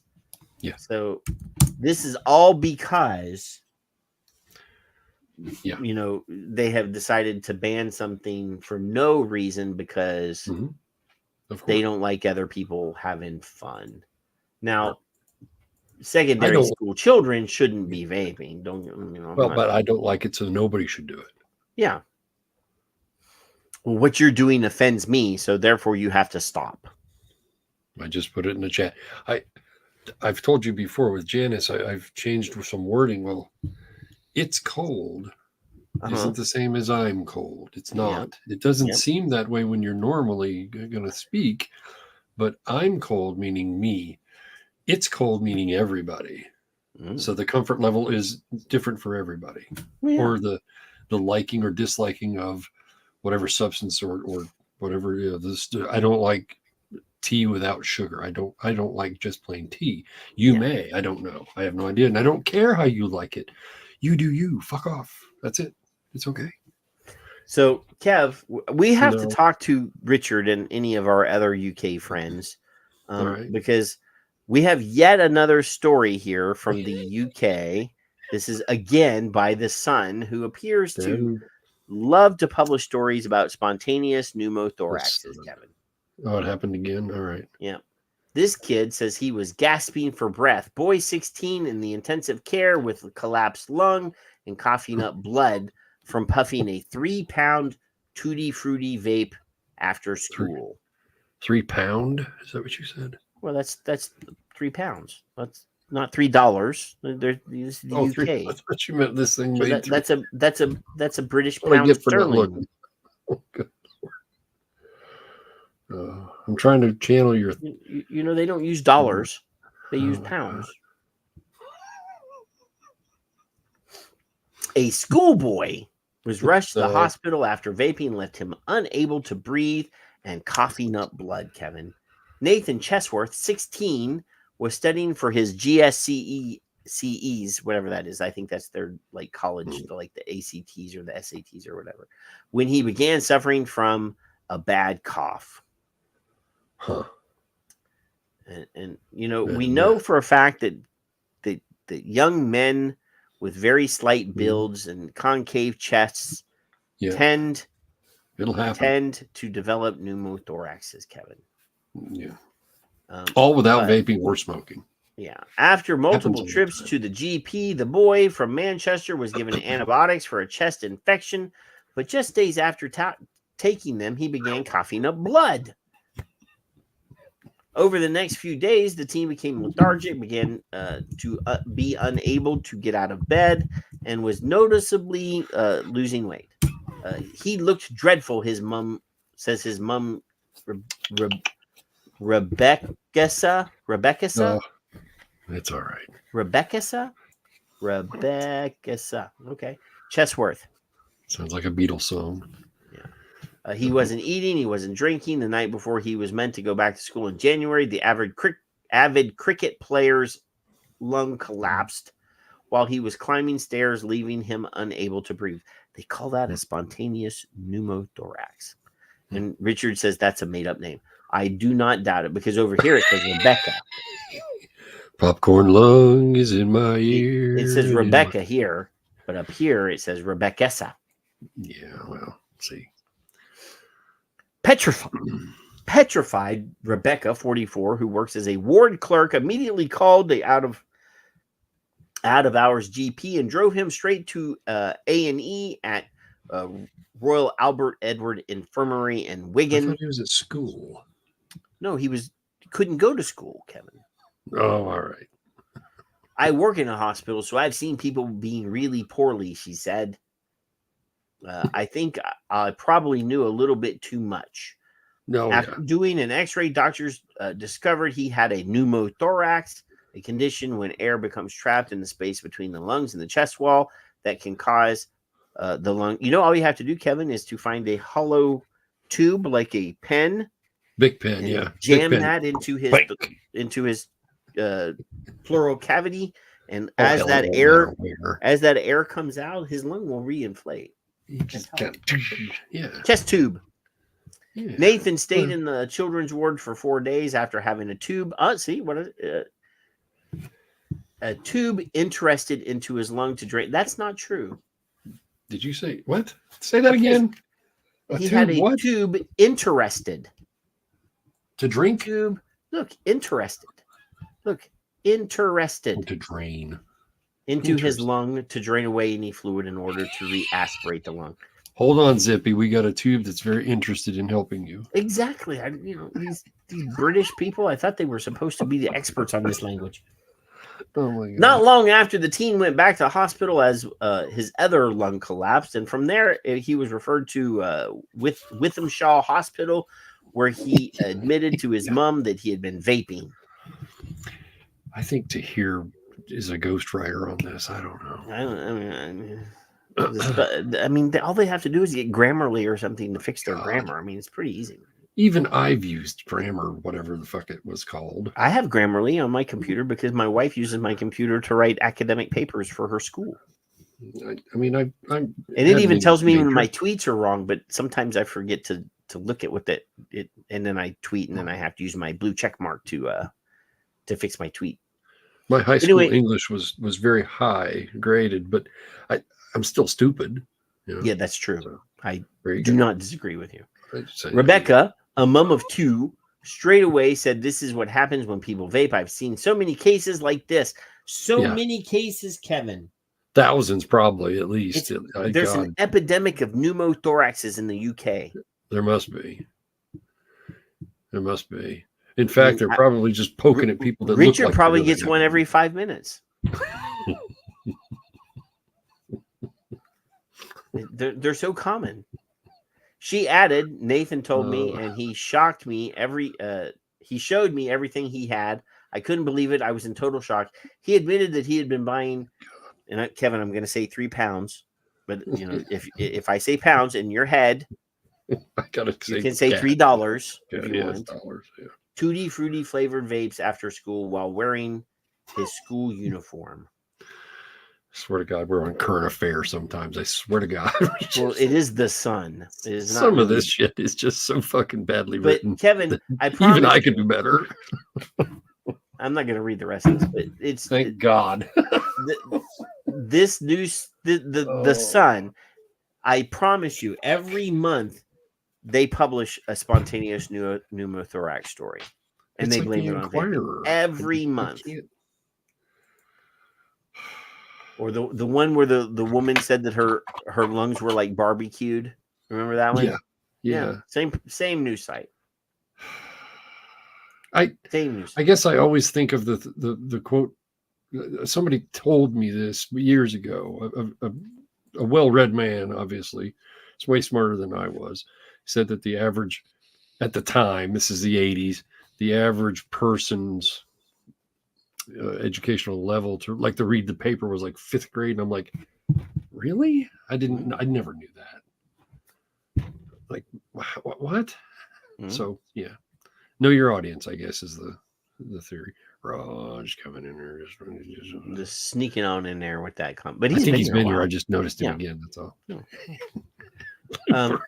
So in the middle of aggressively invading the Ukraine, Vladimir Putin took time out of his schedule of bombardment and stuff to come out and give a speech about vaping. Oh God! Oh, Russian President Vladimir Putin has warned school children against falling for the fad of vaping, saying use of the devices damages health and does nothing to prove the worth of those who use them. The Russian leader hosted a school class on Monday in the Republic of Taiva in Siberia, marking the start of the academic year in the country. For roughly 80 minutes, he answered questions from an audience of students. One of the girls bragged about her sports achievements and urged the government to hike taxes on vape devices and to use the generated profits to build more fitness centers for people like her. Putin said there were limits on how far regulations could move public preferences and that other policies were required to deal with the issue. People need to learn what bad habits cause. Young people especially don't think about that. They believe it's fashionable and cool smoking e-cigs, he said. Medical data indicates a range of adverse effects caused by vapes, Putin noted, including memory problems, general weakness, a compromised immune system, and challenges with having children.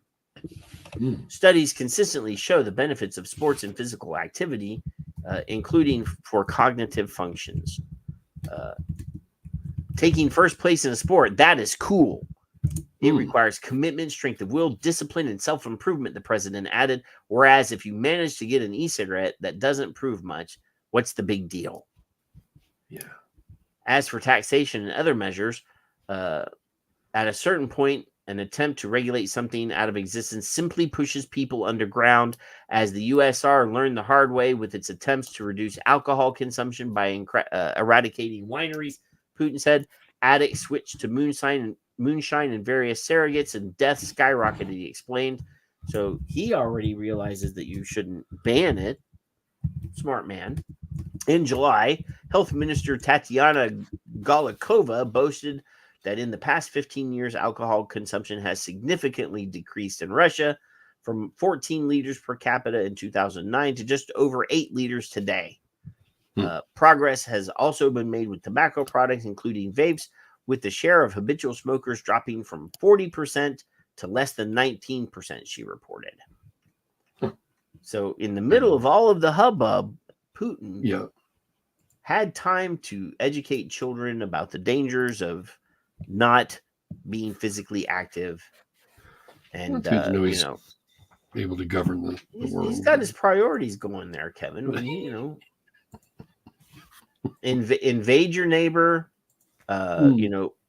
pay off a bunch of American right-wing social media influencers What? Yeah, that's the new allegation this week is that a bunch of famous influencers, YouTubers, and things like that are actually being paid by not the CCP, the communist Russians. All right. Yeah. And you're being accused of being a tobacco and I'm being yeah. So but according to the documentation that they were bandying about, damn it, Kevin, how many of these tweets do you have, man? I don't know. I only gave you like 2 or 3.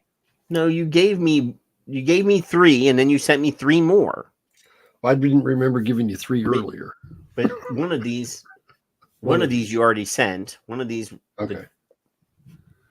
2 of these you already sent. Fine.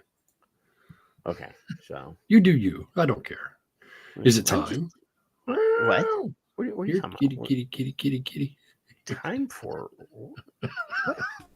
It's time for the Vape Cats of the Week. Wow. So this is from the first batch of stuff that you sent me, Kevin. Yeah, this is you again sharing the same people over and over again, Kevin. I mean, I know. It's fine. You'll be okay. Relax. Calm down. I'm just saying, Oh, that's the one I did today, ain't it? You said it twice. You sent it in the middle of the week, and then you sent it again today. Oh, well, I liked it, I guess. Yeah. You see, this is from Chuck. Yeah. Or Chauncey. He doesn't like us, and we have him on record saying so. Yes, I have video. Either of us. Yes. It's equal. Now, at one point, he denied that he said either of us, and he only meant you. That's right. But then I had to correct him and say, hey, I got video. You said you don't like me either. I do like Charlie. I don't care if he likes me or not. So harm reduction deniers fret over how many teens have become addicted to nicotine vaping. They can review CDC government survey findings just how we can. Obviously, they don't. Perhaps they don't want to. It is comforting to believe you are protecting teens from evil industry. Right. Now, instead of focusing on the graphic itself, click on the graphic for me. And then tell me what you, without reading the words, don't read the words, look at the whole graphic and think to yourselves, all of you, there's going to be a test, you fuckers. What is different about this that you don't normally see from everybody else? Is there anything that jumps out at you, Patrick, offhand right away? Well, everything is way down here. Everything's way down there, yeah. Well, it's really low. You're on the right path. Yeah, and frequent use is 2.3%, and daily use is 1.6%. But that's okay. Yeah, all the numbers are low, Kevin. Yeah. My immediate reason for this tweet may elude you momentarily. As soon as I say it, you're going to go, oh, yeah. It shows 100%, right? Most of the graphs are 30, right below where they want it to be, so it looks really fucking big. This, you catching on what I'm laying down, what Charlie did for you? What he's showing is what truth is. What they're showing is exactly. They're not showing the whole picture every time. They're showing the pictures. Thank you, Richard. That's exactly what he did, because I didn't know what the term was. 100% on the axis. That's what I'm looking for right there. Right. So if you ever see another graph from this point forward in your lives, you're going to go, damn, they don't show 100%. They want to make it look as bad as they can. And that should be exactly how it does it every time. But anyway, that's this dash line here, which is way above the actual number. This is the once in the past 30 days number, and this is the number that gets most frequently. I didn't know that, Richard. Sorry. Most frequently gets quoted. Yeah. is the once in the past 30 days thing. Mm-hmm. They never, politicize or media-size or whatever you want to call it, the frequent use or the daily use, which is very small. They show this up here because this is the one that scares people. Yeah, and when you've got what is the highest point in this graph? 21, probably 20. Well, it's 20 in 2019 of the highest number is 2019 at 20% or 19%. So now imagine your graph. And that's once in every 30 days. Right. If the graph was showing 20%, you're going to go, holy crap, that's a lot. And now you go, wait a minute, that's not. No. Yeah. No. They don't want to see Richard's explaining it to you guys what I was trying to say. I didn't know how to say it. Axis. I didn't realize that was it, but it jumped out at me when I saw it only because of that. It's done it before and I didn't know how to explain why it made a difference in my brain, but yeah, there you go. Then Richard said they don't like that. I didn't know they didn't like it. Fuck them. So that's what I should see every time. Okay. The actual perspective to me of what's really going on. They don't want you to know what's really going on. That's the point. So thank you and kudos to Dr. Gardner for doing so. Oh, I hit the wrong button. I hit the wrong button. Well, look at you. There you go. Now, this is another one that you sent from David Cross. This is the quote of the year. Vaping isn't even a gateway to vaping. No, you got to read the whole damn thing, Kevin. Fine. That's the point, though. A gateway to smoking? Vaping isn't even a gateway to vaping. And he's over tweeting Rob. Yeah. And I can't read it because I can't see it. I guess we can stop with the e-cigarettes are a gateway to smoking nonsense with numbers like these. Vaping isn't even a gateway to vaping. See, Rob said it first. Current use down from 7.7 to 5.9, with almost half, 44.1%, using less than 5 days a month. Yeah. And then, Kevin, you got this grumpy old woman. Why you gotta call her grumpy? How do you know? Cranky, maybe. I know things. So I can't. I mean, she smoked 20 cigarettes a day for 8 decades, and she's made it to 100. Kevin, there you go. How does that happen? I don't. I told you, certain people are just genetically predisposed, and other people can smoke forever and not get sick.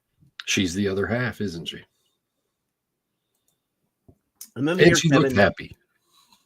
Well, I don't know that picture there. I mean, did I give you that one? Yes, you sent me this one. No, the fold one is mine. All right, good. All right. Forrest is the one here, but this woman does not look happy. Look at that. Look at her eyes. She's crossing her eyes at you, Kevin. I'll leave her alone. She's probably cantankerous. So Jonathan Folds, he's one of those people that half the time I want to hit him upside the head, and half the time he's not a dummy. Yep.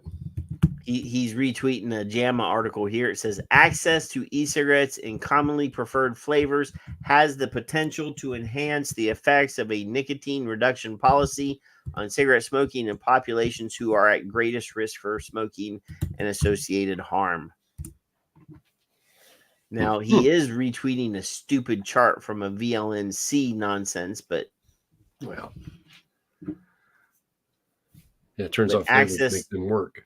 Yeah, so I mean, he didn't have to include this. He didn't have to include this stupid chart because this is actually, yeah. Huh. So having access to preferred flavors enhances the effect of tobacco harm reduction. Can you imagine? Who'd have thunk it?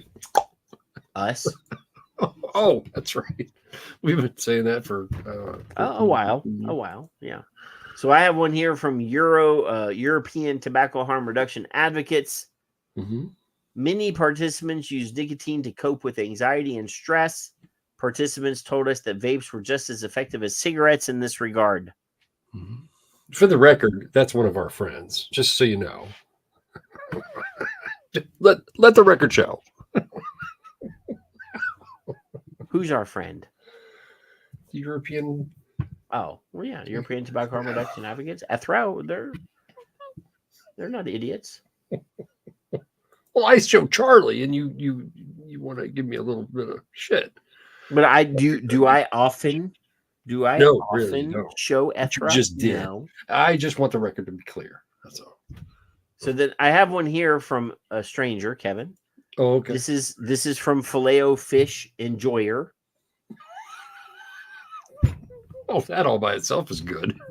Filet Fish Enjoyer says, have been nicotine free for 2 weeks, and I tell you I am the least impatient person, or the least impatient anyone has ever been. I could rip anyone's teeth out with my bare fingers at any given moment for almost no reason. Oh, hey, So listen, Filet.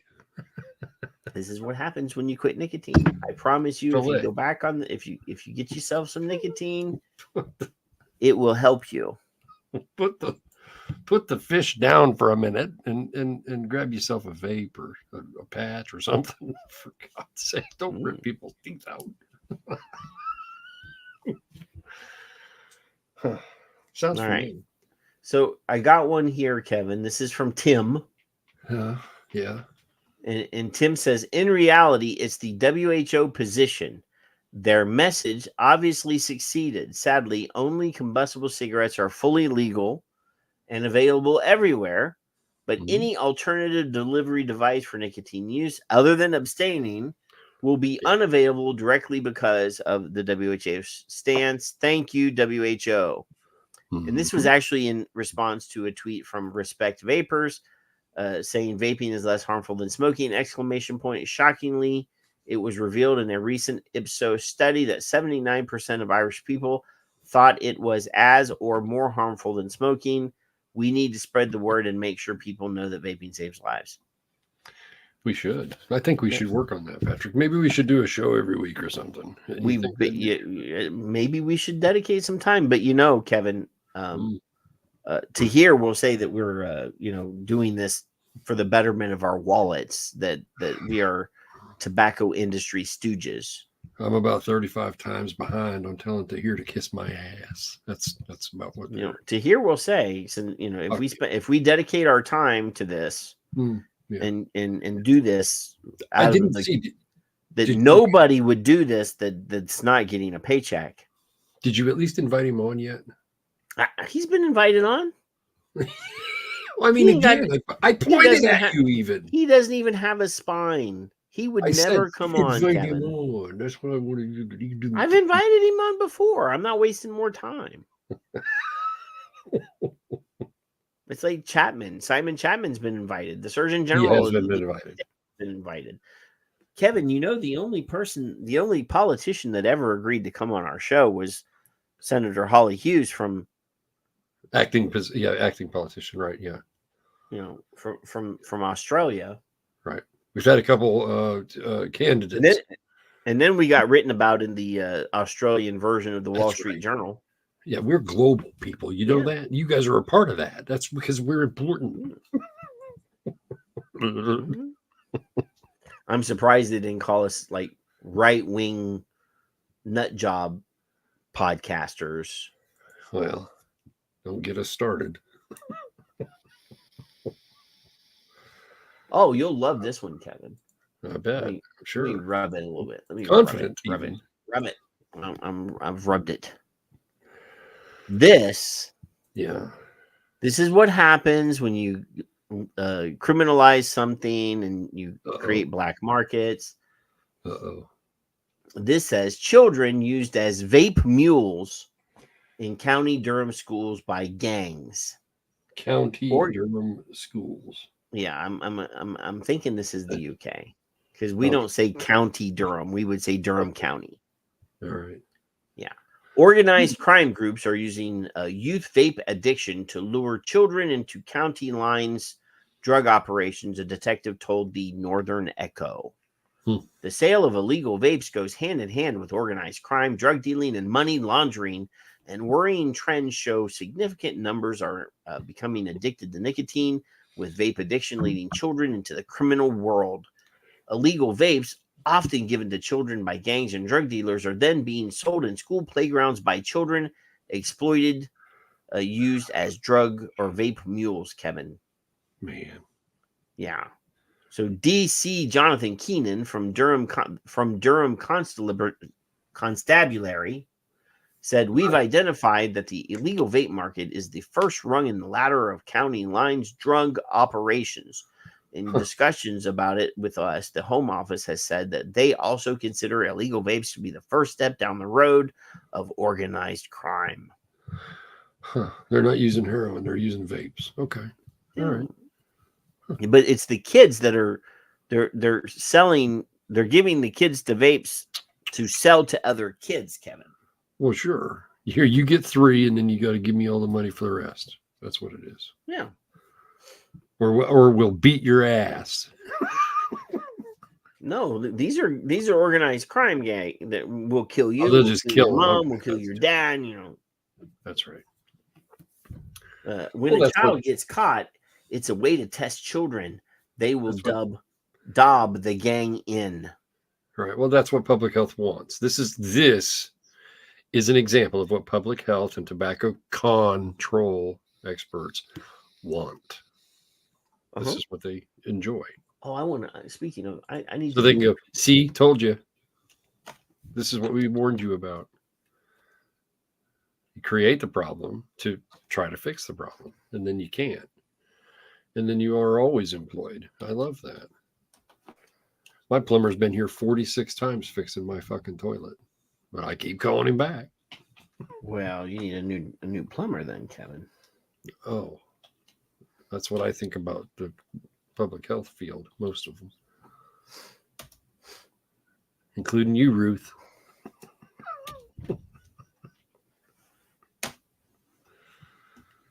What are you doing over there? Oh, I'm doing something. Are you doing math?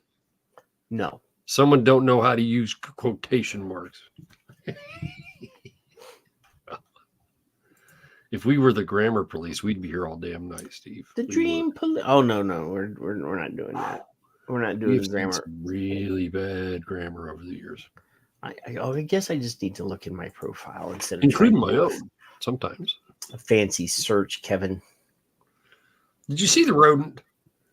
Did I see the? Did Phil? He's just giving hints about stealing shit and just all of Phil. So I'm taking a moment here, Kevin. All right, taking a moment here. We're gonna do a tweet thing real quick. Here, kitty. It's like a bonus. This is a bonus tweet that I forgot about. We were tagged in it. Mallory tagged in it. Yes. Oh, so fuck. Mallory found this video. Oh yeah. Of some schmuck decided to smoke some steaks with cigarettes. And I'm not talking about like smoking it, like lighting it on fire and smoking it. He's smoking this meat instead of using mesquite or cherry wood or something. He's using cigarettes, wasting good meat. And they tagged Grim. I'm kind of pissed that she tagged Grim in front of me.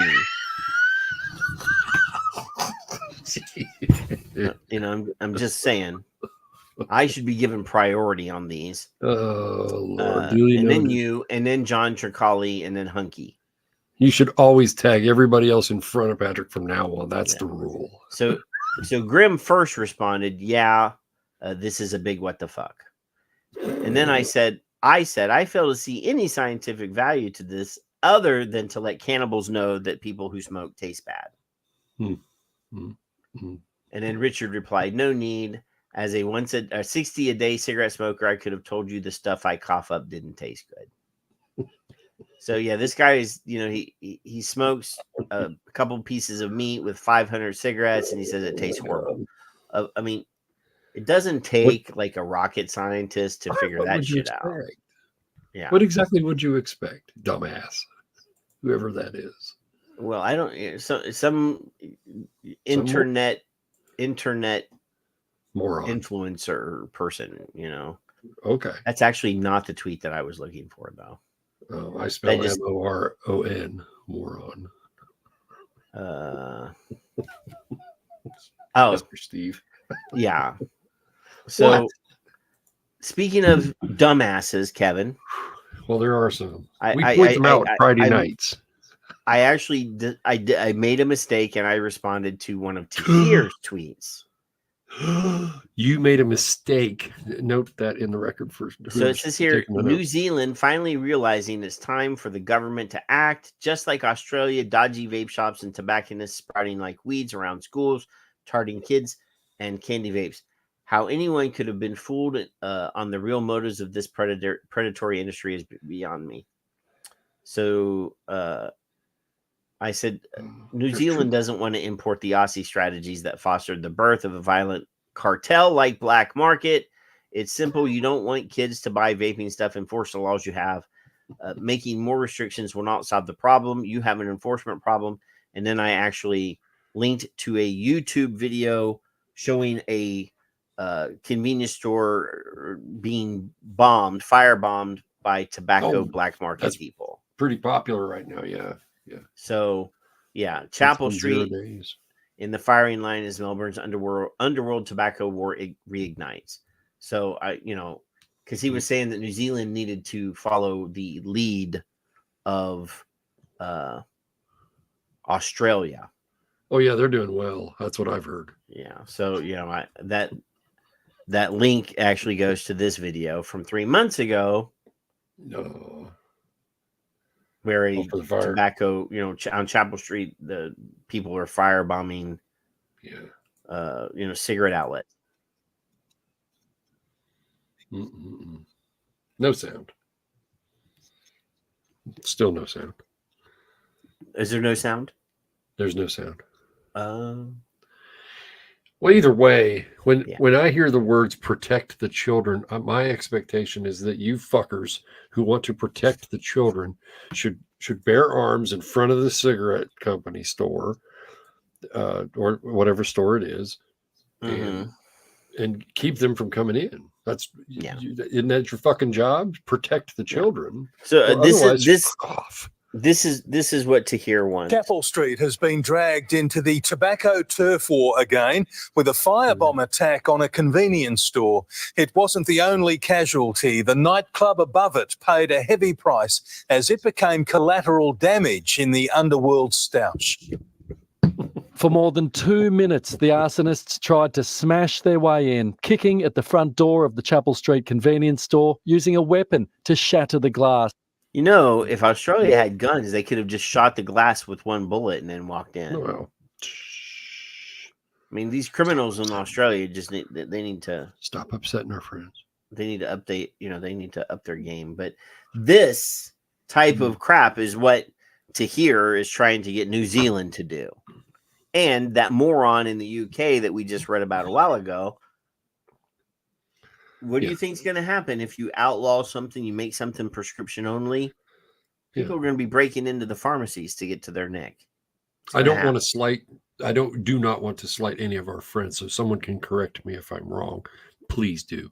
I think Juka has it's been 0 days since the last firebombing for this clearly epidemic proportion firebombing, because they're going fucking crazy. Yeah, they're absolutely fucking insane. So there you go. Yeah, these people that say, "Oh, well, we should adopt the Australian model." Yeah, this is what you're gonna get. Numpties.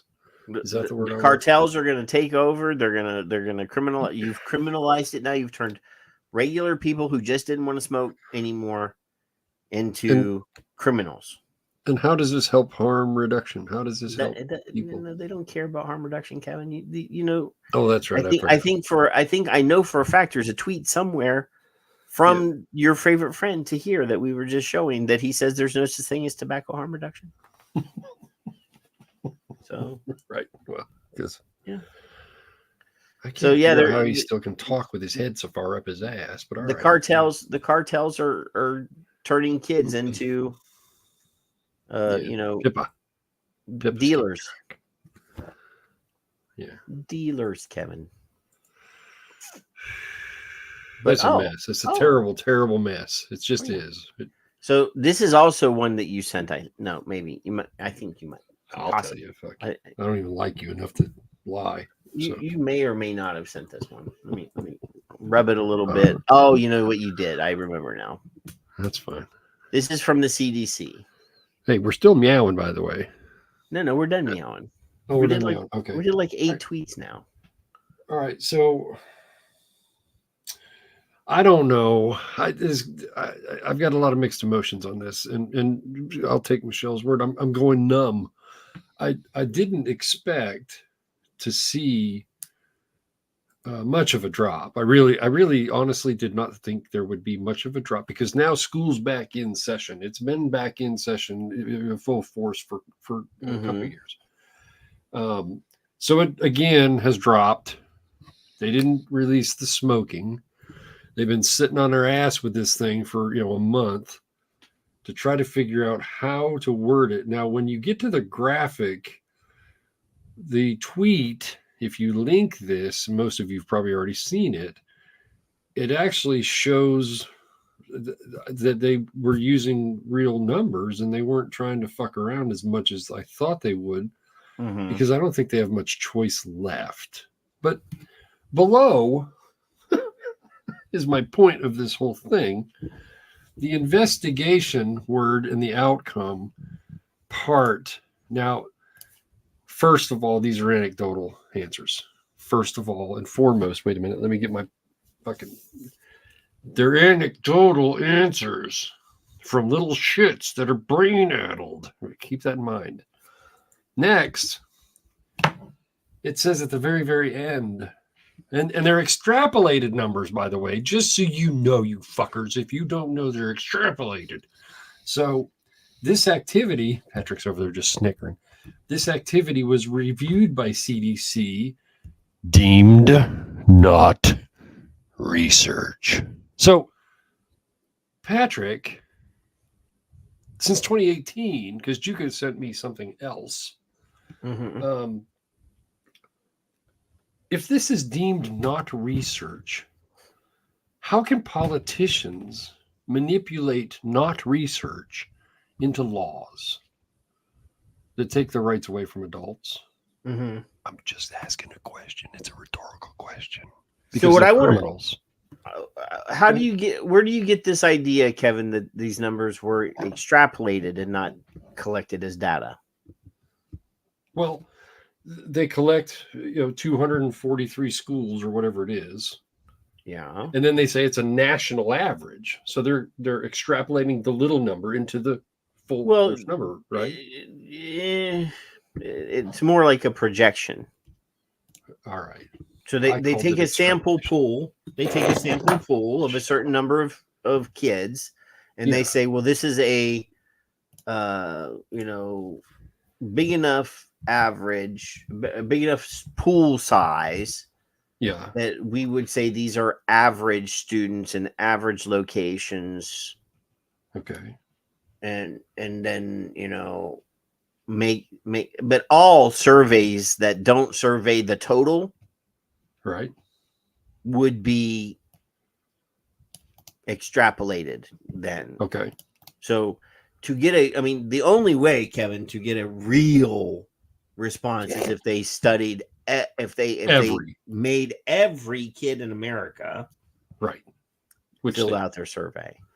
They don't, they won't, and they aren't going. So yeah, all surveys, even ours, Kevin, it could be argued the same thing. Any survey that is a section is a sample of the whole, right, is just guesswork. Really, I mean, your responses only reflect the data of those people, not what is collected. Whole. Right. So when I was talking to Dave, Mr. Roberts, excuse me, I can't figure out where these schools are. And he said they're not in the best sections of town. the ones he chose, or the ones he was at when he did what he did. And I said, well, then you can always get the worst case scenario from the lower socioeconomic. So you see where I'm going there. So they're getting the worst possible outcome, and they still dropped. So that's the good part. But the extrapolation, I guess, is maybe a bad word. I didn't know that. They're taking a guess as to what the national average is in comparison to what they collect. Yeah. So because they're academics, Kevin, and they're saying that this is a nationally representative data set. Right. Because it's from different regions. And yes, they are applying an average. They're saying these are average, but this reflects the whole, which doesn't necessarily reflect the whole, depending on I don't think it does. The socioeconomic grouping of the students that are in there. And unless they include an equal number of students in the upper end, the middle end, and the lower end, correct, you're only getting data more money, reflecting more allowance, more opportunity. Right. So yeah. So I think David was right all along. The smoking rates were higher than they were predicting to begin with. So were the vaping rates. But that's the part they don't understand. If you don't want the truth, you're just not going to ask. You're just going to do what you've been doing. But deemed not research started in 2018. Juka sent me something about that. And I thought, what? What do you mean it's not research? They pass it off as research. It's data analysis, Kevin. Well, it's a meta study, Kevin. Yeah. So the better surveys have statistically proven random samplings and selection processes, which these clearly, according to Dave and what he's told me, and then the things I can't find, are clearly selective, but not random. They're in the lower socioeconomic sections. So if you go to Beverly Hills 90210 and you get those kids, and then you go to wherever the worst city is in the country, I don't know, pick one, and you ask the same question, you're going to have two completely different answers. And my bet is Beverly Hills is doing it 3 times as much as the kids that are poor. No. So, you don't think? No, I think the kids that are poor are begging, borrowing, and stealing to get what they want. That may Whereas be. Again, Kevin, we discussed people in lower socioeconomic groups use nicotine at higher rates than people that have money and higher educated. Good point. So the people that are in the rich neighborhoods, they're doing heroin. They're doing, they're doing expensive drugs. Well, we don't want the kids in, in these neighborhoods, they're doing, pot and vaping, Yeah. But here we go, Kevin. I think this is good news. This will warm me out. Here than at any point in the last decade, government officials report on Tuesday. I hear an ad. The Centers for Disease Control and Prevention found in a survey that teen vaping fell to under 6% this year from 7.7 last year. You've got music going on. I know. I gotta find the. There's got to be a. Oh, you're reading through. Okay, never mind. Go ahead. I was reading it. Did you not hear me reading it? I thought you were reading under it. Well, there wasn't what you're looking at. Oh, here, let me hit this button. Yeah, it's a clusterfuck. Now we don't have any. Officials from the FDA and CDC have attributed the big drop in vaping for recent. Now I'm not reading fast enough. Yeah. For recent age restrictions and more aggressive enforcement against retailers and manufacturers. Huh. Yeah, this is a monumental public health win, but we can't rest on our laurels. There's clearly more work to do to further reduce youth use. That's from Brian King. It's monumental, Patrick. Did you see the word monumental? Because he's an epidemiologist. He knows. Yes, and he knows that there's no such thing as a nicotine. King and other officials noted that the drop in vaping didn't coincide with the rise in other tobacco industry products, such as nicotine pouches. What's your thought on that going up? Well, obviously nicotine pouch usage is going up. Yeah. Because more of them are available. Right. So increase in availability, increase in supply. So I don't know. I guess, does it surprise you that the kids are grabbing onto it as quickly as because they are? Vaping is harder to get now. Flavored vapes are banned in a lot of places, and flavored Zins are lots of places, and Ons and Rogues and all the other brands that were named on that that thing that we just showed. Easier to hide, easier to conceal, easier to Yeah, so teen use of American e-cigarettes like Vuse and Juul remains significant, with about 12% of teens who vape reportedly using of those brands. So 12% of teens who vape report using a Juul or a Vuse, Kevin. That means that Vuse is authorized, isn't it? Well, yeah. 88% of kids that vape are still using other shit, whether that's the bar stuff or the whatever's of it, the Mike Tyson or the Hulk Hogan or whatever that. You do know that Mike Tyson and I know Hulk Hogan both have vaping products out there, Kevin. Yeah, it's take your vitamins, Patrick. Take your vitamins. So there's Velo there. There's Zen, Camels. On. I'm assuming On is in there somewhere. I said On. Yeah, I did. The CDC survey involves more than 29,000 students in grades 6 through 12 who filled out an online questionnaire this spring. Mm-hmm. We sell Juul pods for $17. Well, there you go. Wow. That's crazy. So youth vaping is down, Kevin. The lowest ever. Yay. I will predict right here and now on the show, I will predict that this will be the level from now on, approximate. It may bounce a 2 or 3 point one way or the other. I don't think it's going to ever go any lower. The Zen thing didn't shock me by no means.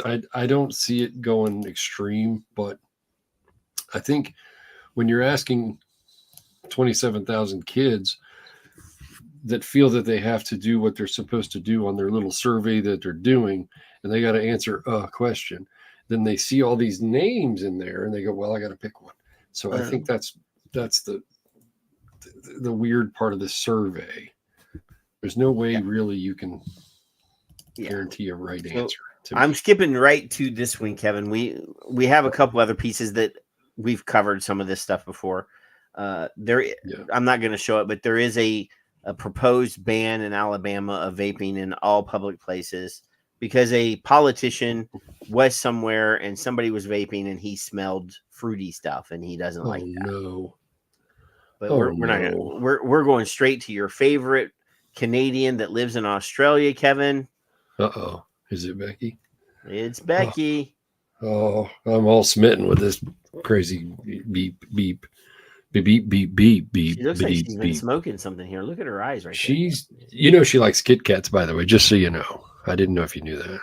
I did not. Among My name other is Becky Freeman. I'm Associate Professor of Public Health at the University of Sydney.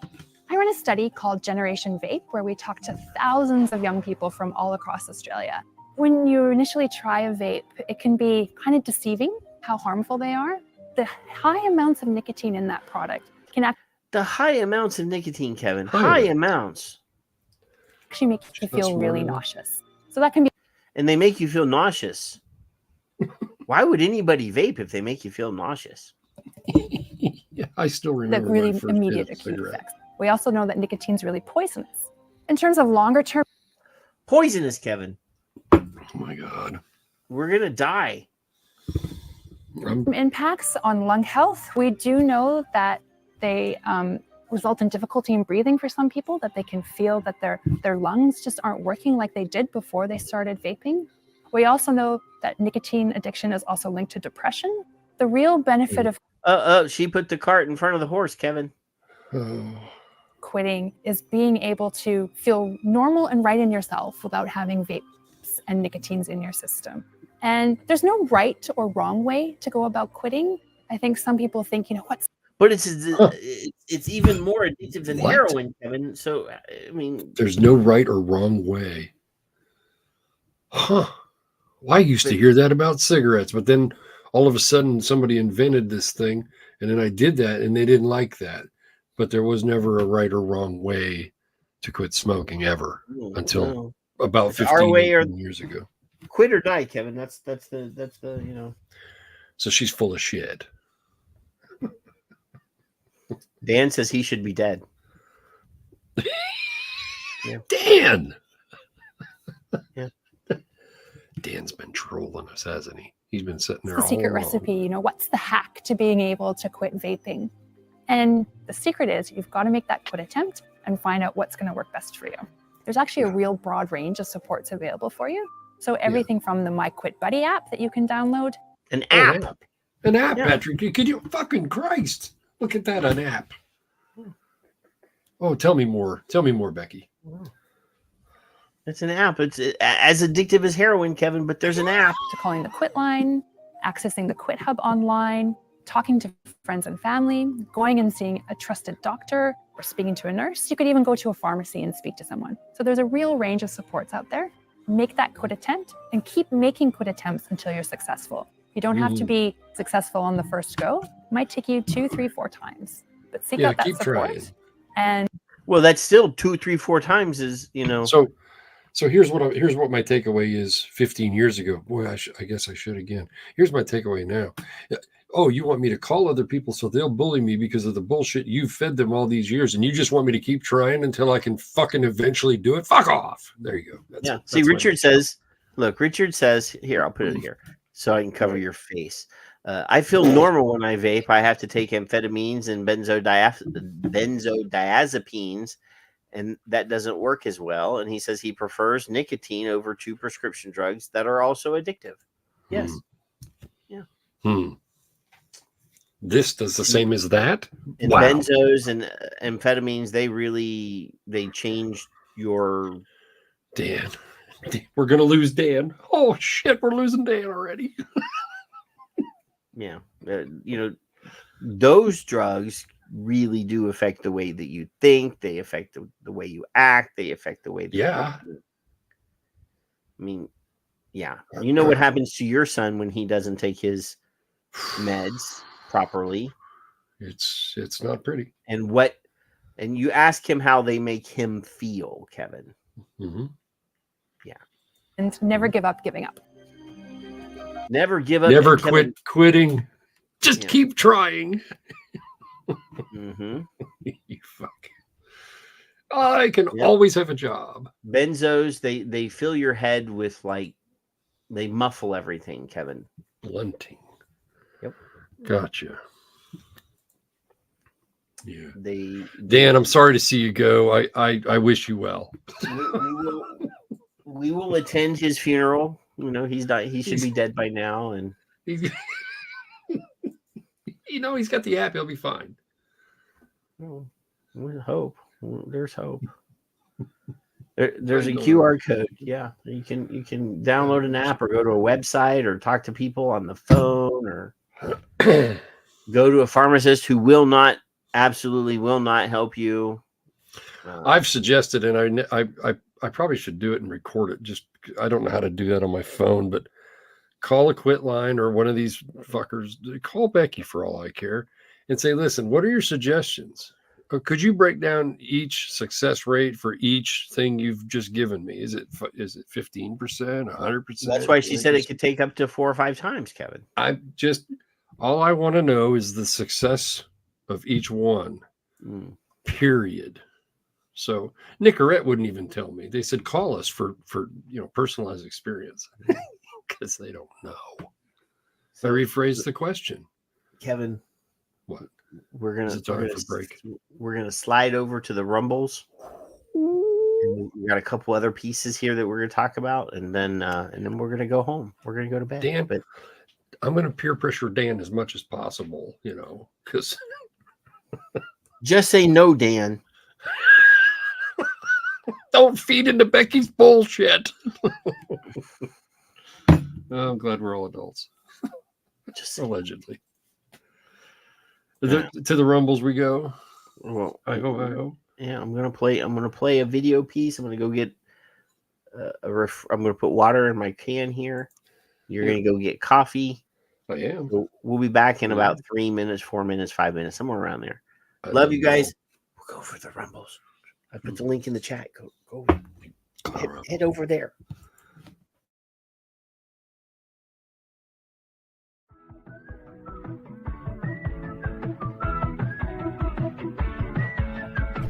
Science is back, and I choose science over fiction.